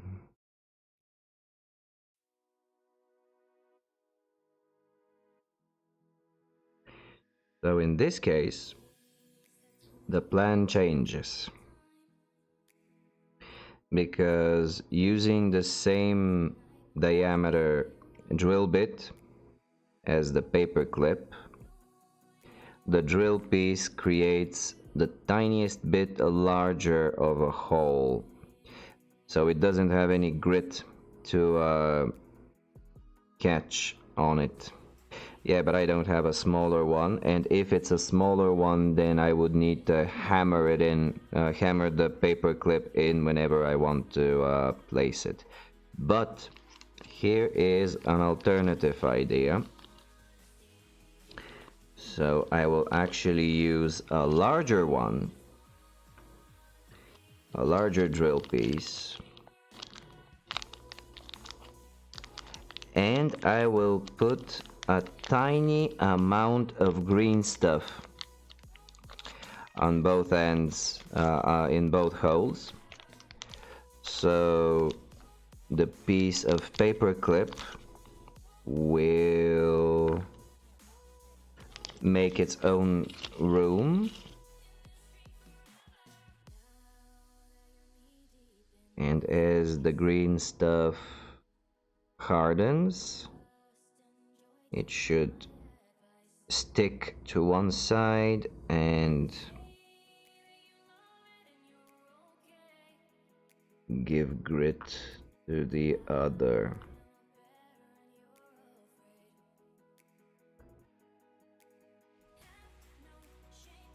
Oh yeah, I think this will be good enough.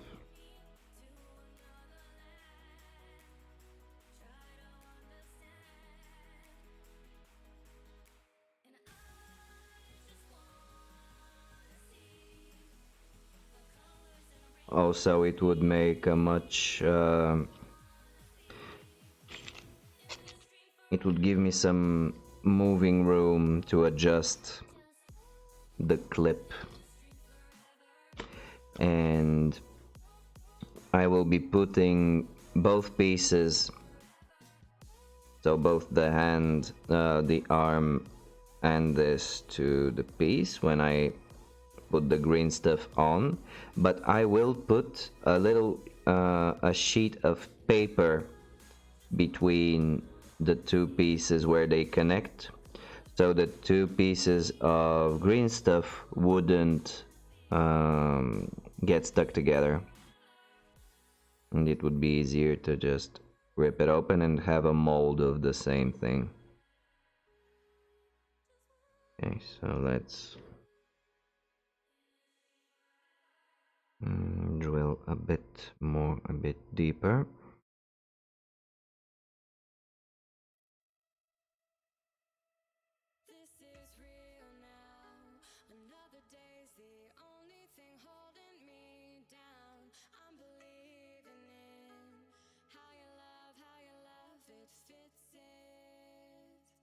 Should be able to handle it.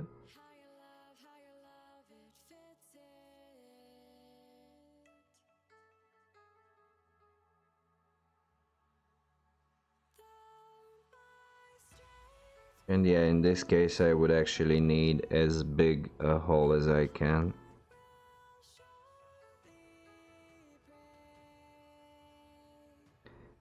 Because getting this small amount of green stuff in the hole will be sort of difficult.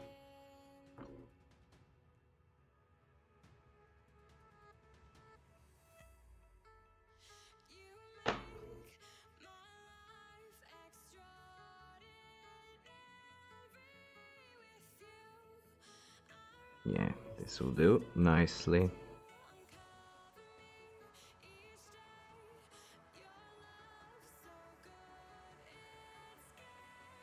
So let me just mix.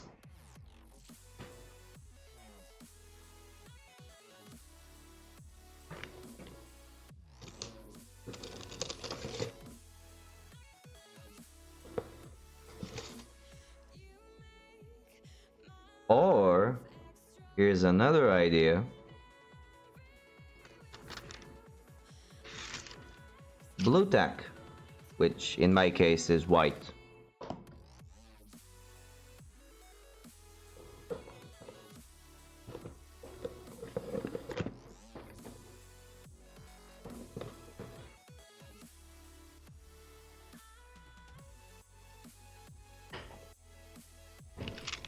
It will be a lot less work. And with possibly a better result.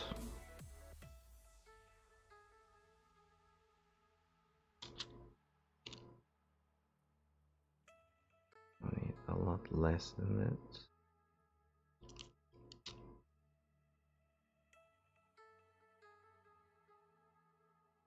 And less than that.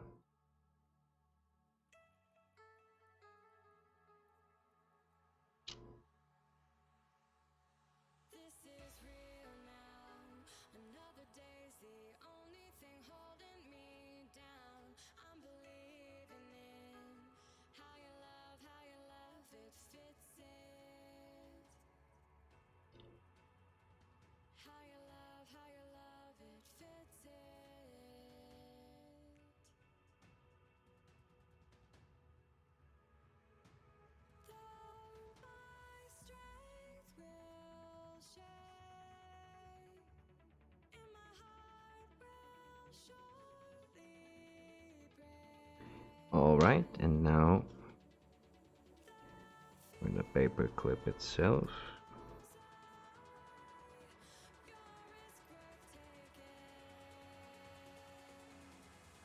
Yeah, it holds.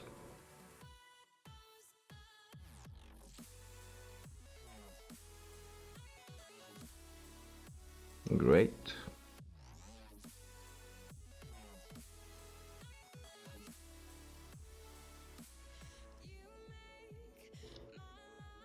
So let's just do the same thing on the arm real quick.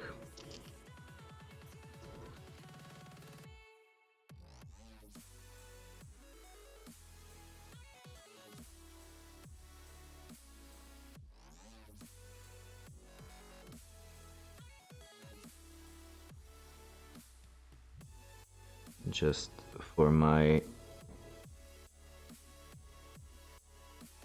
comfort to know that I have a functioning prototype for this.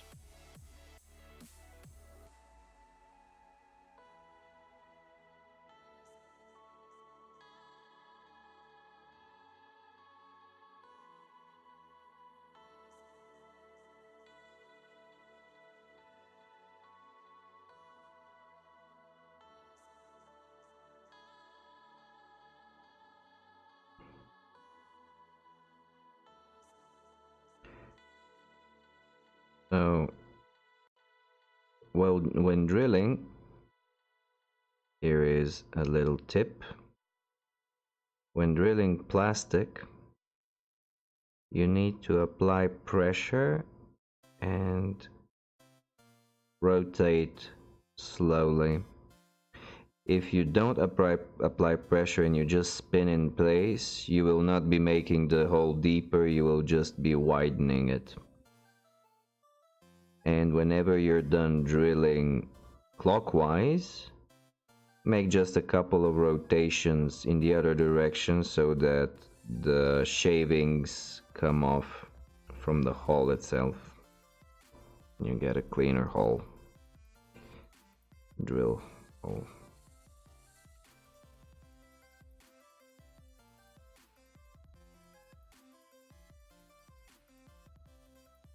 Okay.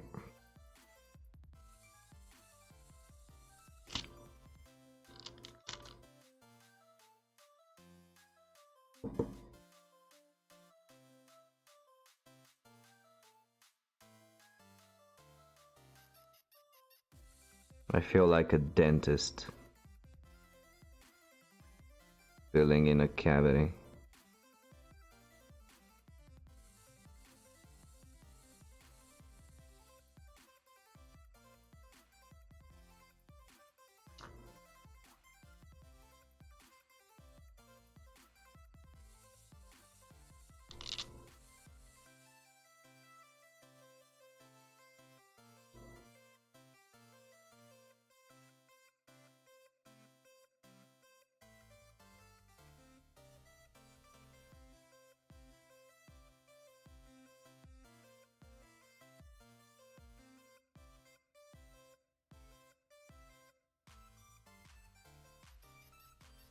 Well, go on then.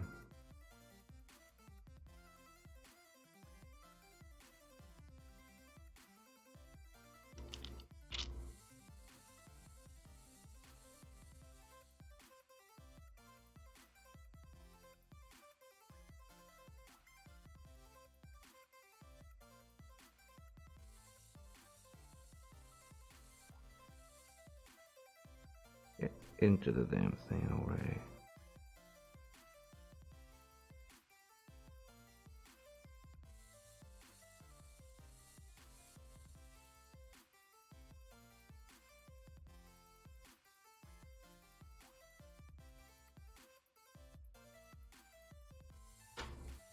Does it stay in?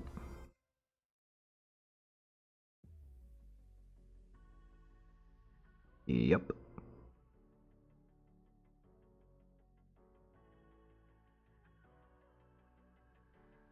I think it can actually handle a bit more of this stuff.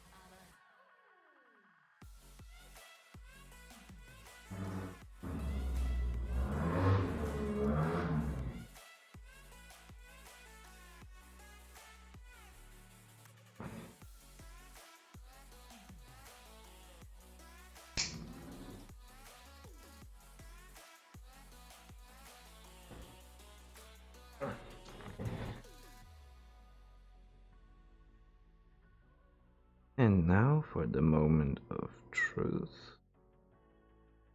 There we go. Yep.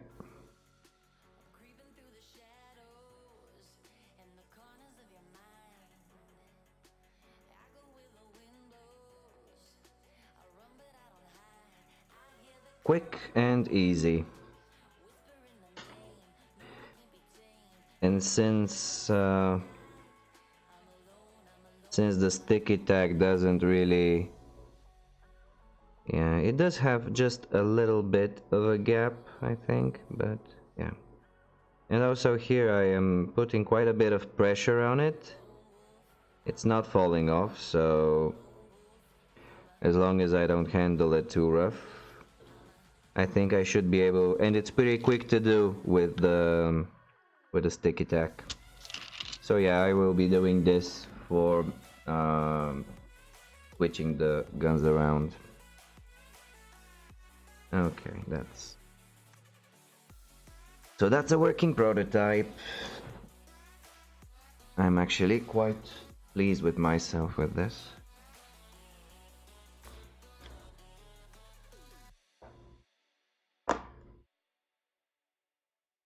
So yeah,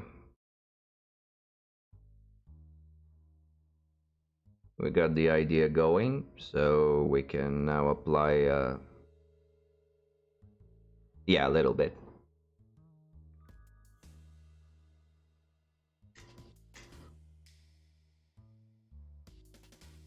It will actually be much less time consuming than with the magnets.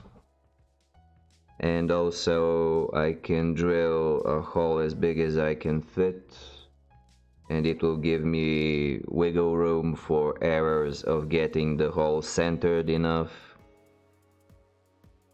So yeah, this is gonna be a huge help for me. Yeah, this will work great. Great.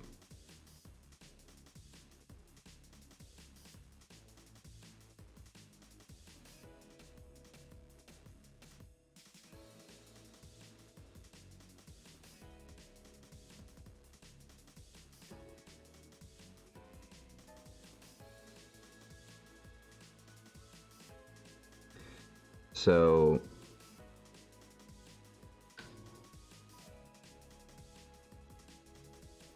the next thing to do is that I will just cut out and build only the bodies and the heads,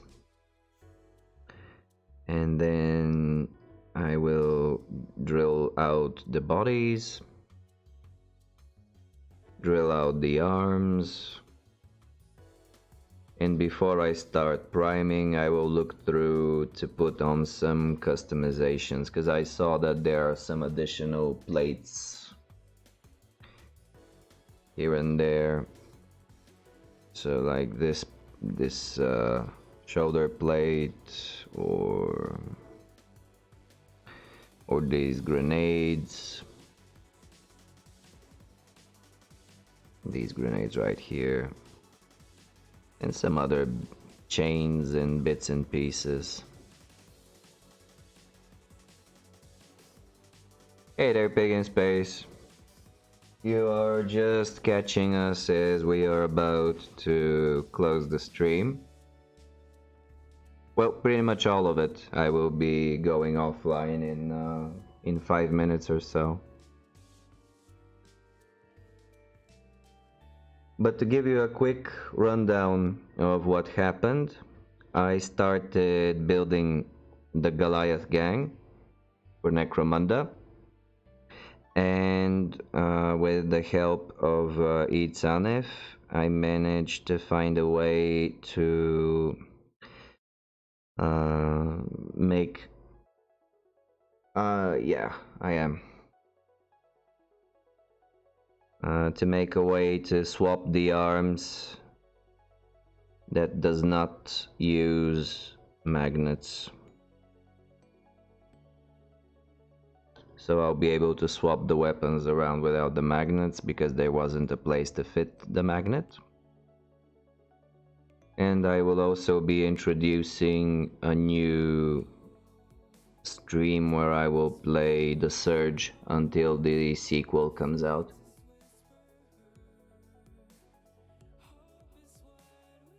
Yeah, there's a bit too much sticky tack.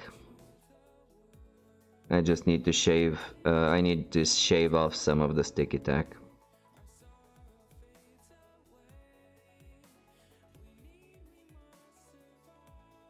I was just doing this as a prototype to see if it will hold together. So I will be drilling bigger holes to have some more wiggle room to adjust these little gaps that appear.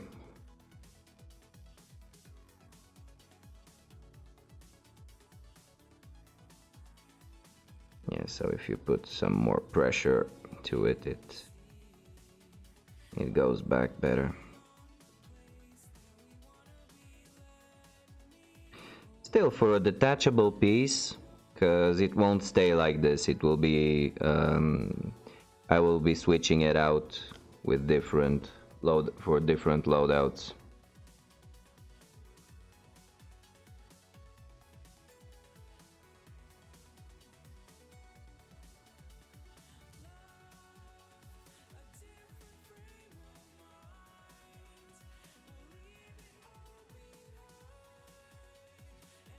I also, yeah, it shouldn't have. There is a good amount of pull that it can handle, but as long as I don't jank it around, it should stay in place.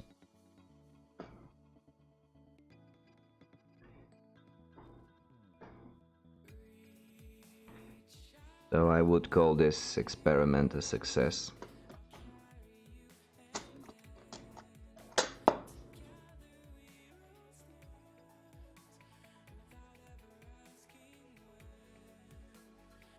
I really do like the minis. I managed to destroy one of the heads because I glued it on incorrectly. So I'll be trying to salvage this one in some way if it turns out that I don't have any spares. But yeah, this is why I usually use the blandest ones. Yeah, I could use it as a terrain piece or something for a rival gang. It will have its application as usual in this hobby. Uh, Pretty much nothing goes to waste. Crooked paper clips, broken tips, a servo head, yeah. I can attach it to a bit of, to a paper clip, and I can attach the head to a paper clip, green stuff it a little bit, and attach it to a Space Marine shoulder. Something like that. It'll have its use. Nothing goes to waste.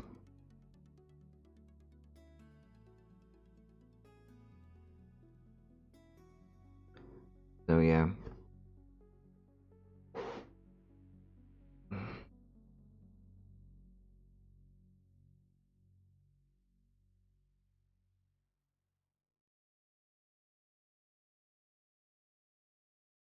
I haven't seen dull use, but I believe that yeah, they can have their place since the bases will emulate the hive, and it should have all sorts of garbage and debris. All right, yeah, that would be a good idea. You can post it on the directly in my page on Facebook. Just say here is what we talked about for the detailing for the use of dolls.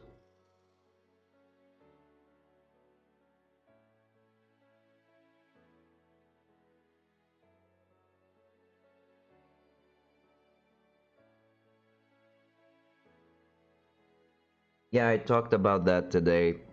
I don't think I'll be able to have a schedule per se.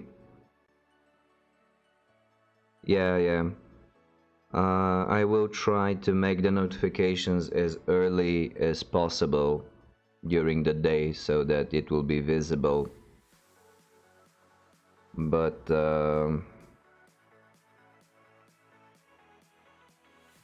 I think I will try to have about 4 streams per week.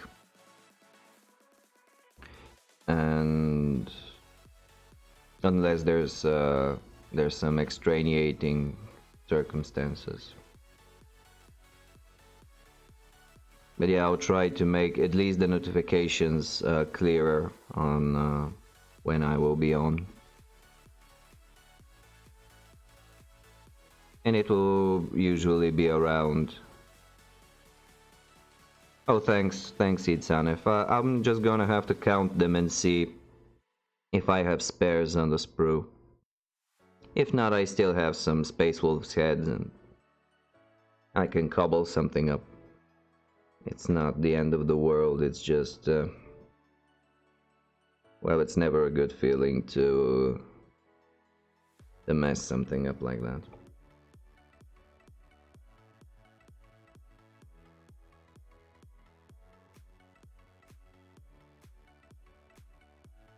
So I think I will be done for today for the stream. Sorry, Big in Space, that that you weren't able to join earlier. I'll try and see if I can do something for the notifications. At any rate, we have a solid prototype to work off of, and things should be well in the future. Thanks, Itsanif. Nice evening to you too, and thank you for joining me, for sticking around in this experiment for the building of the Necromunda gang. Thank you all for coming. Have a lovely rest of the evening or the day or at any time that you'd be watching us. And I'll see you next time. Bye for now.